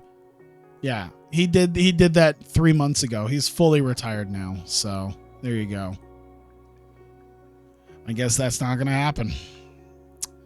Let's see here. Rosemary, the Impact World Championship. Who did she beat? Wait, where the fuck is it? Rosemary defeated Madison Rayne, John E. Bravo, and Joseph P. Ryan in a cage match for the Impact World title. We need to change that to TNA now officially. Even before we'll do it like a year. We'll do it a year ahead of time. Just change it to TNA. Rosemary's winning the world title. Might as well. The North are still here. Hernandez and Petey Williams. TJP beating Rich Swann in a cage. So you just did multiple cage matches? Just a cage match followed by a cage match, huh? An I Quit match? A strap match? Man, this is TNA. Katie Forbes, Willie Mack, and Sabu defeating Mahabali Shera and the Rascals. TNA. Another strap match. They started the show with a strap match. Deonna Purrazzo and Chris Bay, Tasha Steelz, and Falaba. What the fuck is Impact in this? What is this? Simon Gotch ranting about MLW. He's still there, though. Let's see. I see Devon Dudley staying with WWE. Stardom did some stuff. TJPW did some stuff. Trey Miguel is sidelined. Damaged eye. So there you go. Already. I'm not going to need him. Get Enzo. Oh, no. MLW hire Aaron Stevens. There you go. Is he retired in this? He's like fairly retired at this point in real life, isn't he? Or is that just a... Could just be a storyline thing. Who knows? I'm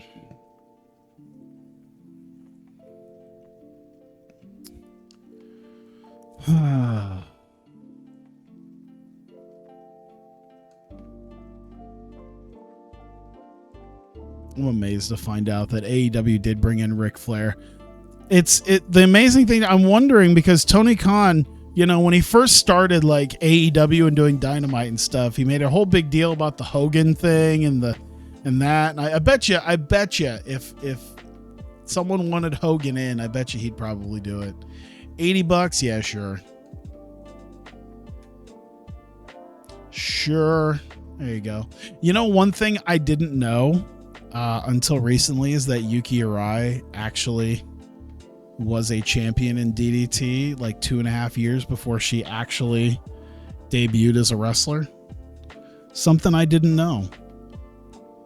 This was at the time that DDT was just bringing in random ass idol groups and either putting belts on them or making them like semi-competitors or like making them referees, even though they really didn't have a whole lot of training.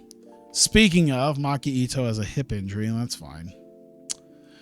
Kamiyu, 90 to 170. That's $80. Yeah, sure, why not? Let's see here. Won't miss any dates. Few days to heal, so that's next to nothing. Tam Nakano won the Ice Ribbon, Triangle Ribbon Championship. Oh, so it's not even like the Xfinity or Ice Xfinity title. Julia. Some industry veterans are high on Julia. I'll tell you, the ticket buying public does not seem to be high on Julia. Tankman. Okay, cool. Yeah, Julia. Everyone's going gaga over Julia. Can't sell out Vegas though. I don't know. You know what? I don't dislike Julia, but I don't see why everyone's going ape shit over her. I've never been a Julia person. She's good. Like, she's good. It's just I never cared enough. Wrestling couple split. Oh no, Cesaro and Sarah Del Rey have split. Well, I'll line up good with him going to AEW at some point. AEW Dark extended on, I assume, a Mexican station. Dark aired. Sendai Girls, Power. That's that. Ice Ribbon. Roman Reigns is going to NXT UK. Drew McIntyre is going to NXT UK. Taya Valkyrie and Johnny Last Name are broken up. Taya Valkyrie is having an affair with Niebla Roja. Oh, so it must have happened in Mexico. Clark Connors with a spinal disalignment. Ooh, God. And Big Swole and Wardlow. Oh, that must have happened in game. All right. Oh, we're at Wednesday week 2, so we're at the show. All right.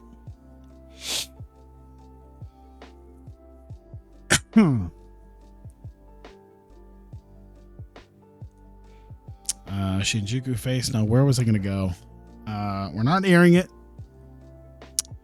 but we are going to KFC Hall. Ryogoku KFC Hall. Boom. Nice aesthetic. Nice little aesthetic there. All right. 18 segments. Let's get her going. Oh, I got incidents. Hang on. I didn't even notice the incidents. Martina liven up the backstage in her last night. Oh, wait, she's here?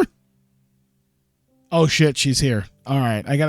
I might have to change some things around. I got to job her ass out on her final night. She wasn't being used. Holy shit, this didn't happen. This didn't happen in the pre-booking phase. Oh, no. This didn't happen in the pre-booking phase. I'm going to have to change some things around here. I need to put somebody over, I think. I'm gonna need to put somebody over. We'll get that figured out here in a second. Let's see here. We're going to keep the opening. It's always Sayuri Namba with Hikari Noah and now Kakuta doing their shtick. Here we go. Opening matchup. Ooh. Who do we have as far as momentum goes? Let's see here. Some people don't have a lot of momentum going on right now. Momika seems to have some. She's hot.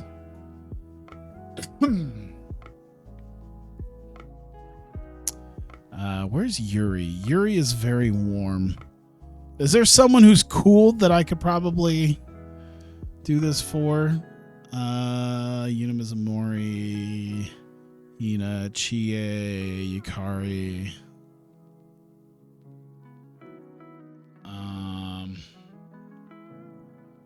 I could do Chie. Recognizable. I know that she's not going to be willing to put her over, but it might help. Yoshiko, Hasegawa, Mocha. I kind of want to change the opening match. I kind of want to change it. I can put like Chie in there against Martina. Martina's going to be fucking pissed.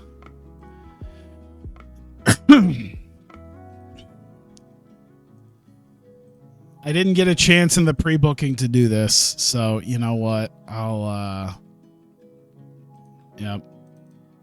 We'll make it an open matchup. Here, I'll make it a tainted win.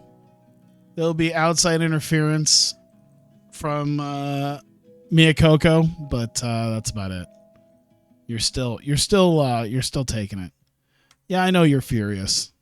Listen, there's not a lot of times I get to job somebody out like this on our last night, and I don't think I'm going to be able to use you for quite a while. So I feel like by the time your AEW contract is over, can I see her contract? 3 years, 11 months. Yeah, in 4 years, it's not going to mean a whole lot. I was going to do more with you, but you're going to be gone for the next 4 years, and I don't think I'm going to set up anything with AEW anytime soon, so see ya. You're going to put somebody over. 2 minutes. Chie is shocked and her win. Let's see. Miyakoko drags her out. Celebrates. Martina is shocked as well. There you go. 4 years in this game, 8 years into time plus 10, 2025 will come out. Yeah, I've been trying to do this a little bit quicker, and it's not been working as much as I figured it would. Miyako Matsumoto, Martina. Decent success on this one. Charisma, acting. All right, there you go. All right, so we still fit it into the time that I set up, so we're all good with that. All right, so we had a slight detour, and now we're back around. Raku, Saiko Nagi do their thing. Match, tag, Sleep Train Angels, JK Fallen Stars. Boom. 11. That. Who needs the win more? I don't think I can look at it from here. I think Hina needs the win more than anything. You know what? We'll give it to Ruaka, because I think Ruaka's a little bit more up there. Raku will take the loss. Open, decisive.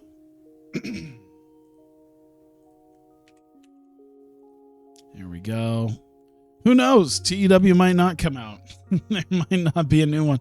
Because, I mean, I'm sure, because I think that's how 2020 worked, is there was a whole lot of nothing. There was no hints, and then all of a sudden it's like, all right, new TEW, let's go. Here's the stuff. Could you imagine, though, if it just pops out of nowhere, and he's like, by the way, no longer doing things in Visual Basic. We're upgrading. It's like, holy fucking shit. Probably not going to happen, but it's fun to dream. Isn't it fun to dream?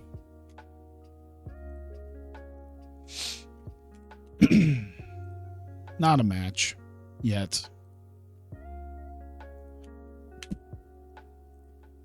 Two minutes. Reika.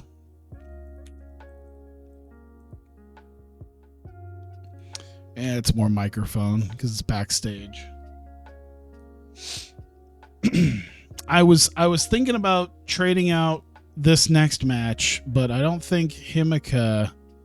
Pretty sure Himika. Yeah, she's already white hot. She doesn't need further Get someone who's cold and heat them up immediately by going over a bigger star and pissing them off. Himika, Risa Sarah, 14. Himika, let's see here. Open match, decisive win. Pretty by the books, I think, on that one. That just sets up this with 3 minutes. Himika attacked Michiko. So selling, fight. Well, we're mostly going to do her promo on this. Minor defeat and minor success. I did that right? Oh, I didn't even try to sort by disposition. All right. And while she's out there, drop them in. Michiko's still out there, but with Haruna and Abaddon. Don't talk. You don't know the language. I don't think it matters all that much, but that's fine. Tag. Revelation. Strong kickers. We got 13. We've got Mirai beating up Haruna. Open match. Decisive win. There you go. We're rolling through pretty quickly. We're already 11 segments in. I'm liking this. I'm liking the fact that we're getting this taken care of. 1 minute. Oh God, I really, yeah. Kamiyu, Mirai. She's just gonna be there as she says something. All right. 13. And we're looking at, looking at 2 minutes. This is Momo with Hikari. And now, microphone. Builds them up. There we go.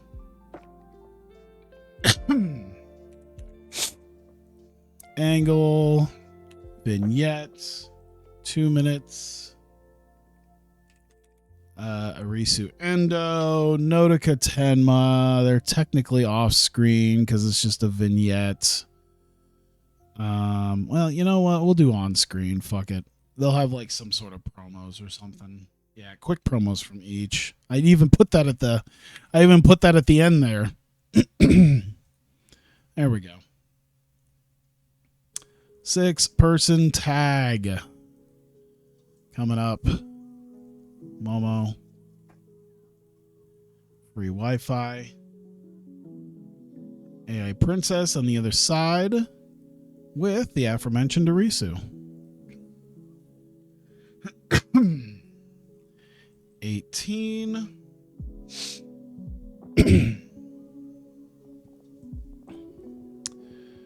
We've got Momo.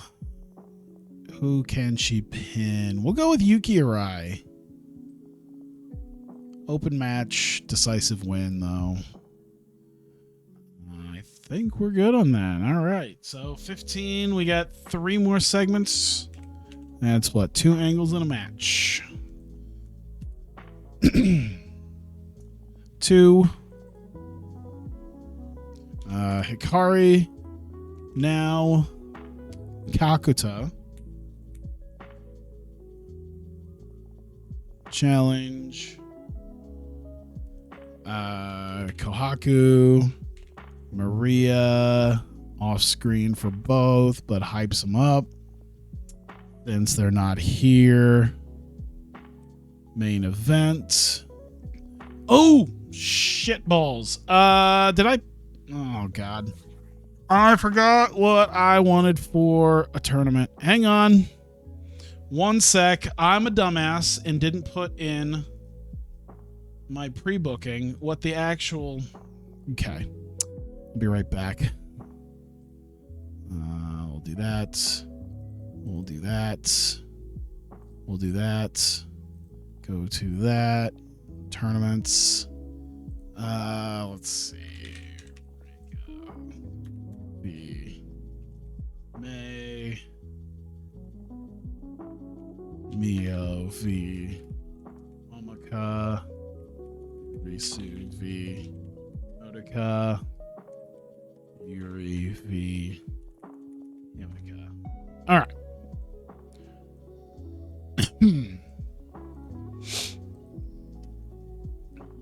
All right, we're back. I forgot to build out my tournament because we've got a tournament that we will be announcing right at the start of the show. Inaugural Lighting Spirit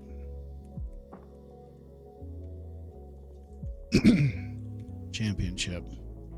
All right, we're doing Reika and Mei Saruga. We're doing Mio Momono and Momoko Hanazono. We're doing Arisu Endo and Nodoka Tenma. We're doing Yuri and Himiko.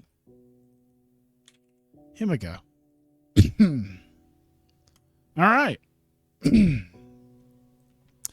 Now that I've got that figured out, so we can actually have that in there, go back to our main event. All right. Reika and Mei Saruga.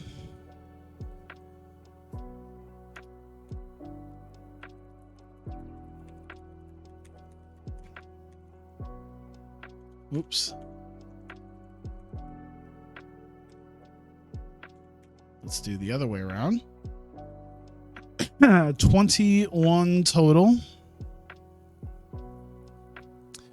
Reika and open and decisive. That's, I think, everything we need right there. Everything's good.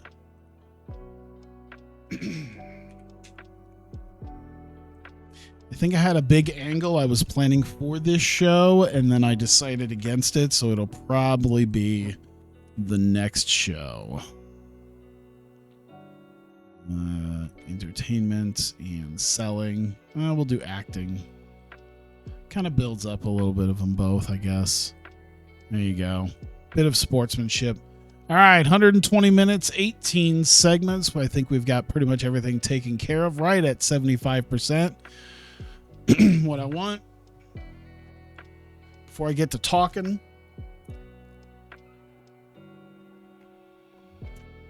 I'll drink some more of my water here, get that taken care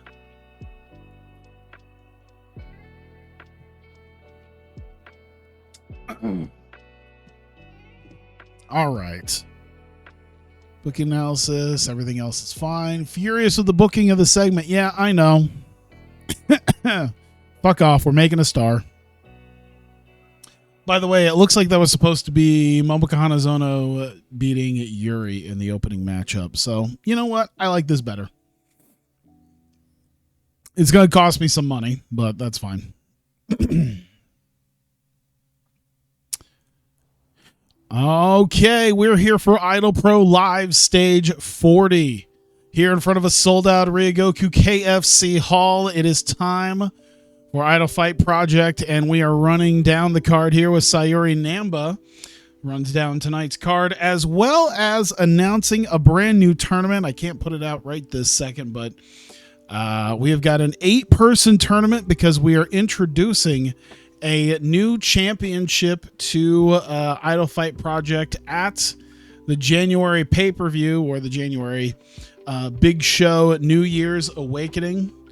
And at New Year Awakening, we will introduce the Fighting Spirit Championship. 8-person tournament to determine the finals of the matchup will be happening over the course of the next several events. And of course, at New Year Awakening will be the finals, where we determine the first ever IdolPro Fighting Spirit champion. And with that, free Wi-Fi come out. Hikari Noah, not too happy about losing to Jungle Kiona at Step Up. Getting skunked in the 2 out of 3 falls match. But she and Now have been talking, and they have an announcement for later tonight. They will be in a match, 6-person tag match, as they're teaming with Momo Watanabe. And they will have an announcement later on in the night. Opening matchup.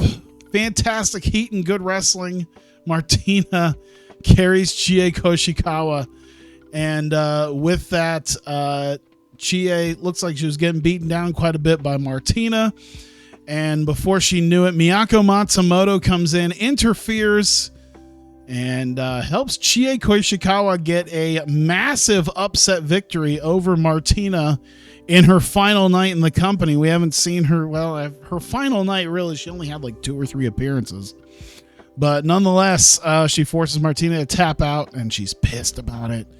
And Chie Koshikawa with a massive victory over Martina here, as it seems as though a little bit of craftiness from her and Miyakoko, helping themselves out here, as she's shocked at her win. Miyakoko drags her out. They celebrate as Martina is shocked, argues with the ref about the interference, but nonetheless storms out of the building, because how dare I use her this way. Sleep Train Angels are coming out, and Sayaka Unagi not too thrilled because, of course, at Step Up they lost to AI Princess, and Unagi's unsure about their future and what they're going to continue to do as a tag team, and she's just questioning a lot of things right now. And Raku grabs the microphone, tries to cheer her up, saying, "You know what? Last event at Step Up, that was a fluke, and they're gonna win here tonight," which is why they're taking on JK Fallen Stars. Shockingly enough, good heat, decent wrestling, but in just under 9.5 minutes, Ruaka gets a surprising win. Once again, a night of upset victories, as JK Fallen Stars get the win against Sleep Train Angels here in another surprising victory. And with that, Unagi's grabbing the microphone. She seems quite upset, and she's sad to have to say this, that she likes Raku, but she doesn't see a future teaming with her, and she doesn't feel she sees a future with the Sleep Train Angels.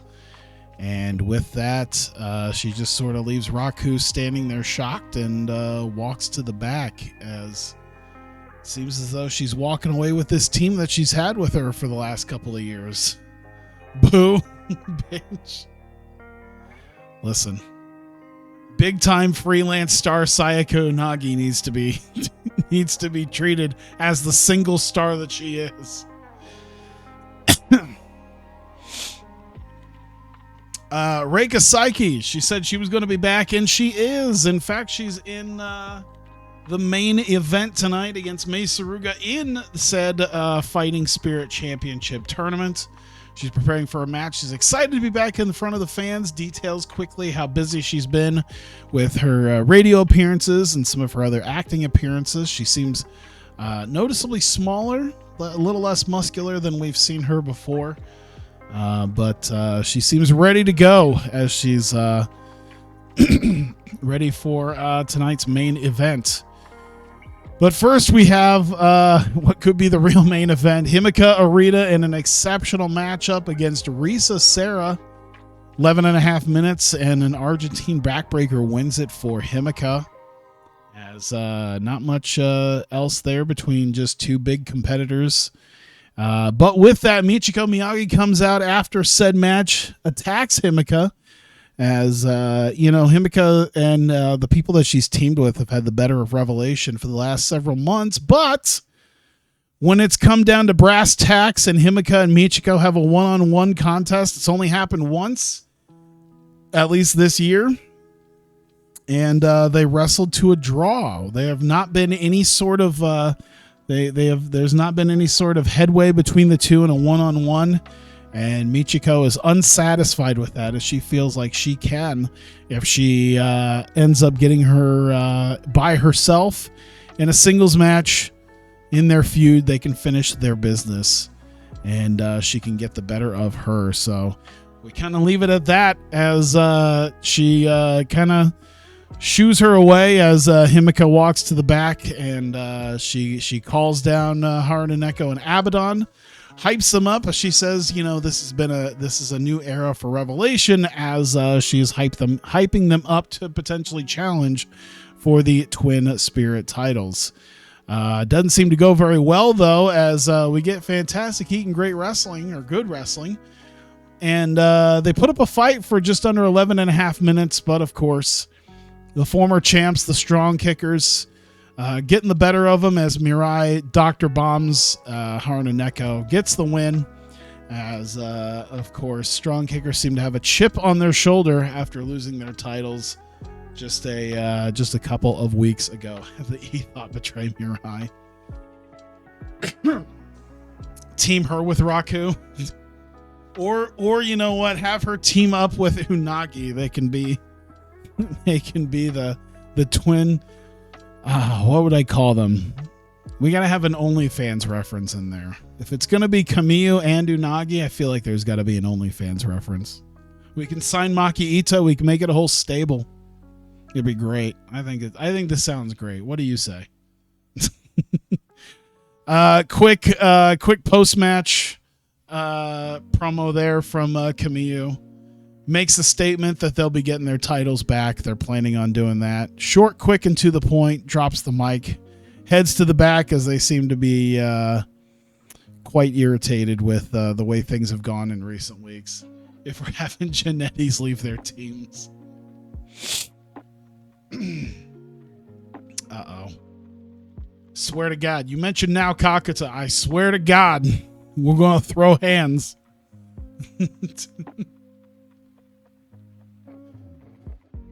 Speaking of, Momo Watanabe is in the back once again with free Wi-Fi. What? Oh, I thought there was a finishing. Okay. That was the end of the statement and not the beginning of the statement. Yeah, have Kamiyu betray Mirai if you're having Genettis leave their teams. I thought that there was another mid-statement there. It's like, oh, by the way, while we're at it, let's break up other teams from people I don't like. I misread the statement. But nonetheless, Momo backstage in the locker room with free Wi-Fi. She is quite serious with them as she recognizes that it wasn't that long ago, just a few weeks ago, just last month, they embarrassed her. They embarrassed the champion in a 6-person tag. They're teaming again. God damn it, she ain't gonna accept being embarrassed again. And gets in Hikari and Nao's face about it. And all right, they said they're ready. They said they're ready to go. They got their match set up. Milf Eddie, who looks 20. It's probably all the filters, but now Kakuta still looks fantastic. We get next event's tournament match. The next time we are live for live stage, we get our next first round tournament matchup, or I guess it's a quarterfinal. But nonetheless, our next matchup in the Fighting Spirit Championship Tournament, Arisu Endo will be taking on Nodoka Tenma. They hype that up. There's quick promos from each backstage as we get them hyped for their matchup between them next week. And Arisu Endo, though, she's coming out with AI Princess for the 6-person tag. Fantastic heat and good wrestling. They did not indeed embarrass Momo this time, as she decided to take the pin for herself as she vertebrates fucking Yuki Arai. Just neck dumps poor Yuki Arai and carries this whole damn match herself. Practically. I think if Hikari Noah just did a little bit worse, Momo would have carried the whole damn match. But nonetheless, Momo hits the vertebraker on Yuki Arai. That's it. Momo and free Wi-Fi getting the win. Still haven't updated her picture. You know what? I like long-haired now. This is one of my favorite nows. Just like Hikari and Momo. Momo, I mean, you know, blonde. As you can see, these are probably some of my favorite. Oh, Endo. Yeah, once again, just like Momo. Momo has the blonde hair, but I didn't update it because I'm not the biggest fan of blonde Momo. I still like blonde Momo, but I'd rather have dark hair Momo. You keep Eddie Edwards fat. Arisu, you know what? I do need to update Arisu. I kind of like the black-haired Arisu, but, you know, short-haired, colorful Arisu, I need to do that. All right, we get away from this. Free Wi-Fi grabs the mic post-match and announced that they, with their success tonight, they plan to challenge the new Twin Spirit champions as they announced their intention to not just have this occasional tag between them, but to actually go for gold, challenge for the Twin Spirit titles. That's what they want to do. Is Hikari Noah feels like, you know what, I've had my troubles right now by myself. I got my friend by my side. Let's go. Let's get this done. We go on to our main event, the first matchup in the inaugural Fighting Spirit Championship Tournament. Exceptional matchup between the two.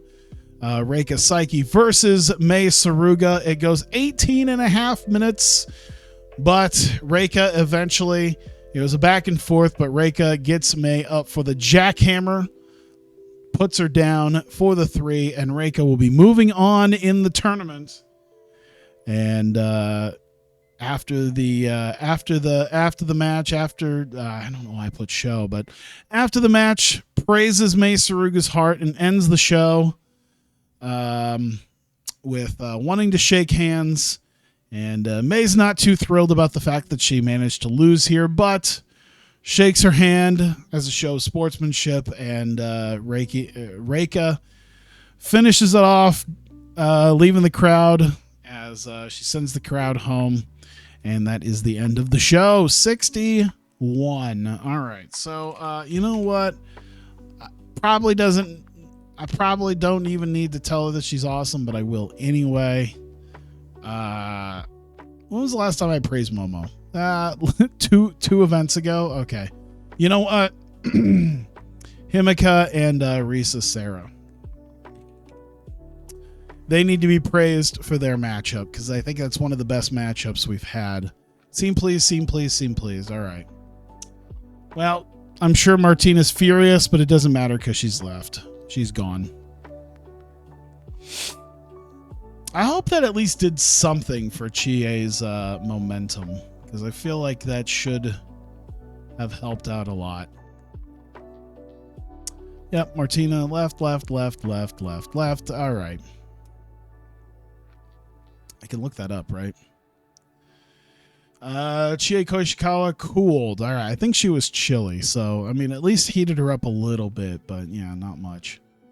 46-48. I can't remember how much I had, but still, I'm in the positive. Besides the fact that I did Martina for that match, that's obviously spending a lot more money. But this was one of the first events with my new and improved complete weirdo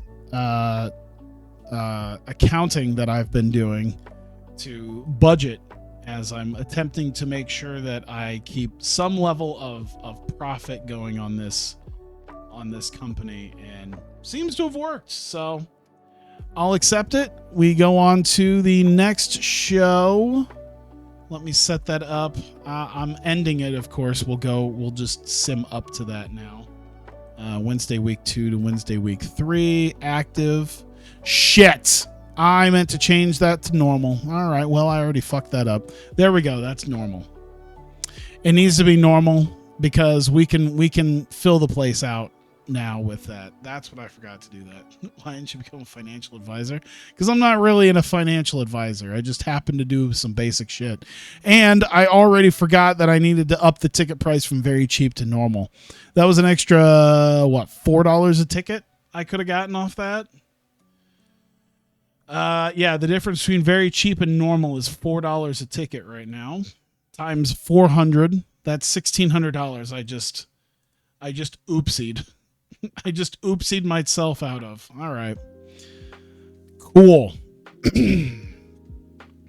That's fine. 6 days away from that. Vertigo should be good. 15 days. All right. I'm not super worried. You know why I'm not super worried is because here in just a few days, we will have our next level of merchandise. $2.50 per person that comes into the building, and we'll be having 600 people showing up for we'll having 600 people show up for Wrestle Zenith probably. So yeah, I'm pretty happy about that. Madeline starts camp for an MMA fight. Is that just something that happened? Do you gain that?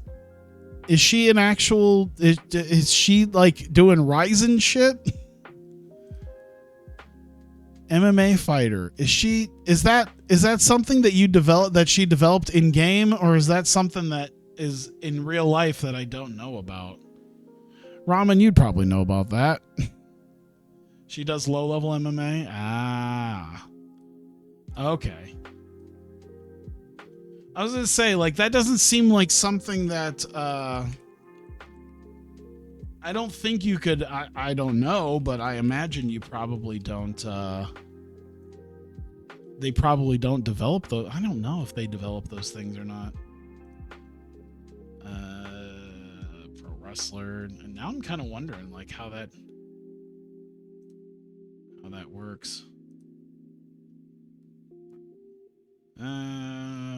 She's not getting a bunch of work in a bunch of places, I don't think. Where the hell is she working?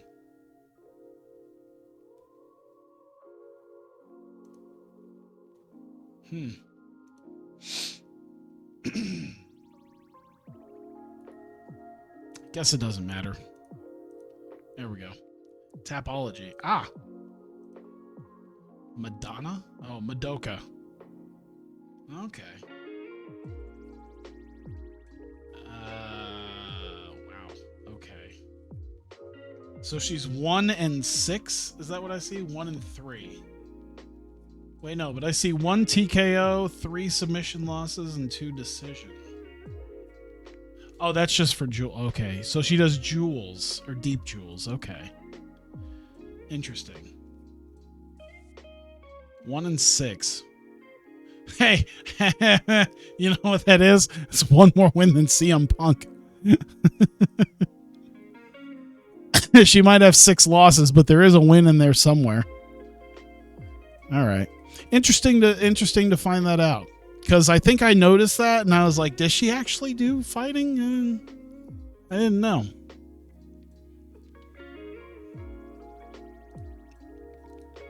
Is Tapology like more?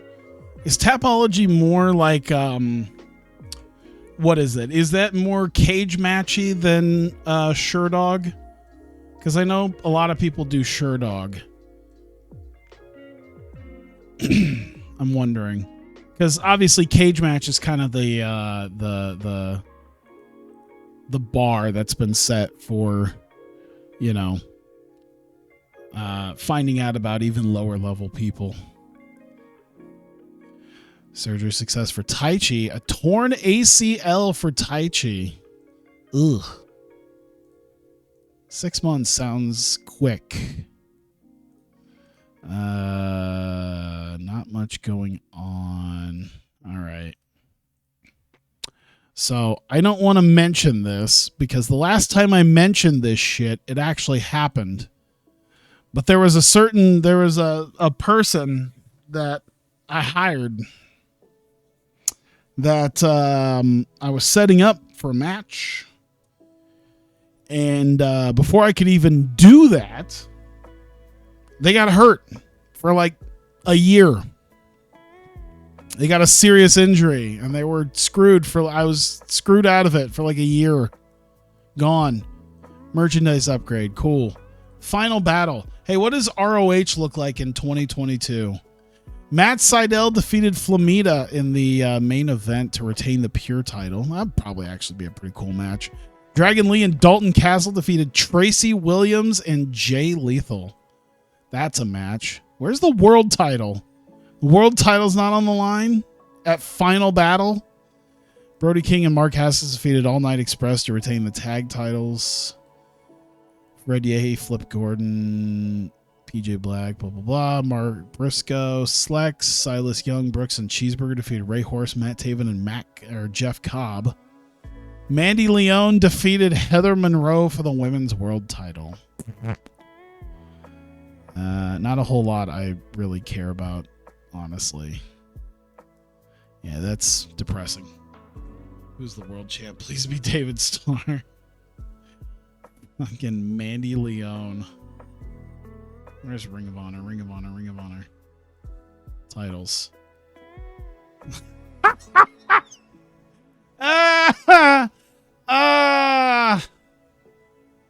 Fuck. All right, we're just gonna head on out. Merchandise upgrade. Anything else? Bea Priestley's hurt. Retracted index finger. That's fine. New champion. Yeah, Mandy Leone. Dick Justice isn't getting work. I think that's probably true in real life.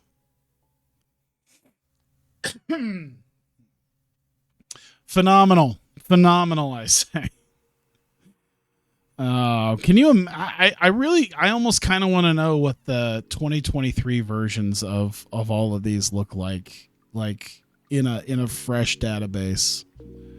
Because this 2020 database is giga cursed. It is giga cursed. I can't wait for Universal Champion Velveteen Dream. Oh, that'll be something. Lindsay Dorado won the WWE 24/7 title. Can I just get rid of that? Am I able to just do that anyway? Be like, you know what? It's not hurting anybody, but fuck it.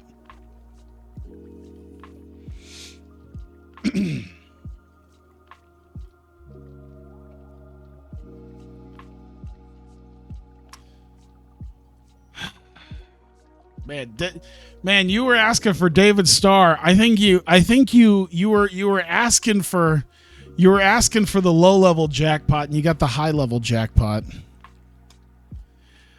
Churchillian neck nerve damage. That sounds not good. It's being worked through for the next 5 months. Jesus Christ! Can the Joshi stop hurting themselves? And it's not even on my shows usually. I say usually because I think the Yuki, Aino, and honestly, I think the other three were on my time. I think Mio's wasn't though. ROH style rethink. They're going to be adopting a new wrestling nerd Nirvana to replace Respectful. Okay, so they're going full AEW. They're already readapting AEW before Tony Khan even gets them. Scott Steiner in the WWE Hall of Fame.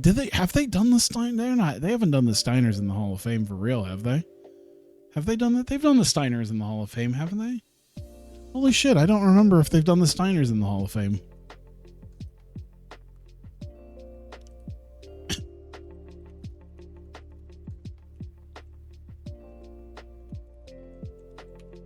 I didn't know if that was a thing that they've done yet. Yeah, they did. They did. That was in 2022. Okay. I was like, I feel like they did.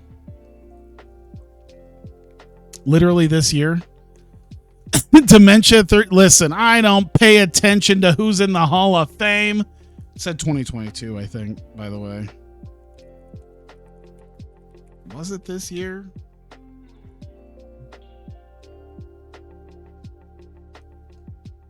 Class of 2022. That was last year.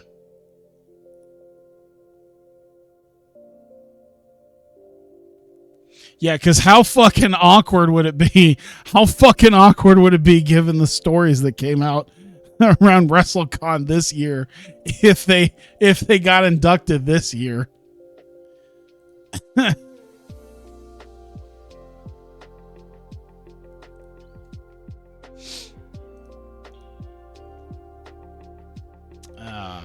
All right. There's that. Anything happening? Adam Cole's storyline against Finn Balor. Oh boy, WWE is going full fucking AEW. London Music Hall, 1400. The star of the show was Michael Helgen. Dave Christ is hurt.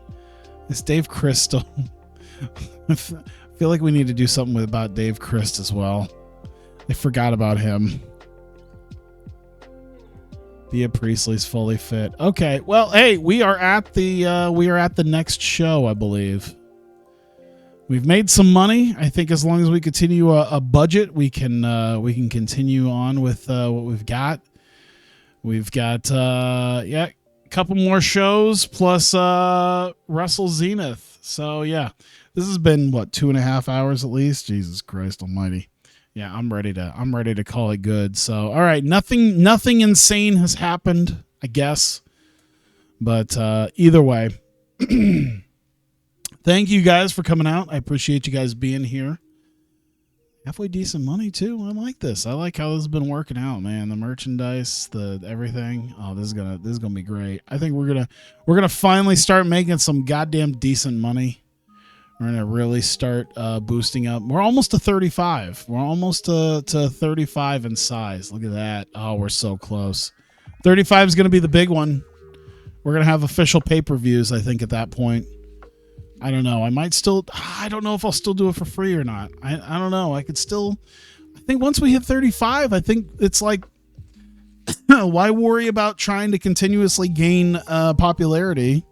I mean, we could still do it, but I feel like pay-per-views are going to be the thing at that point. Either way, thank you guys for coming out. I greatly appreciate it. We'll have the rest of the month here. We'll have 2 more live stages to go, plus Wrestle Zenith 2 the next time we do this. So big end of the month here. So appreciate you guys being here. If you're watching this on YouTube, appreciate you continuing to watch as well. Like I said, next time we do this, it'll be pretty big. So I will see you guys next time.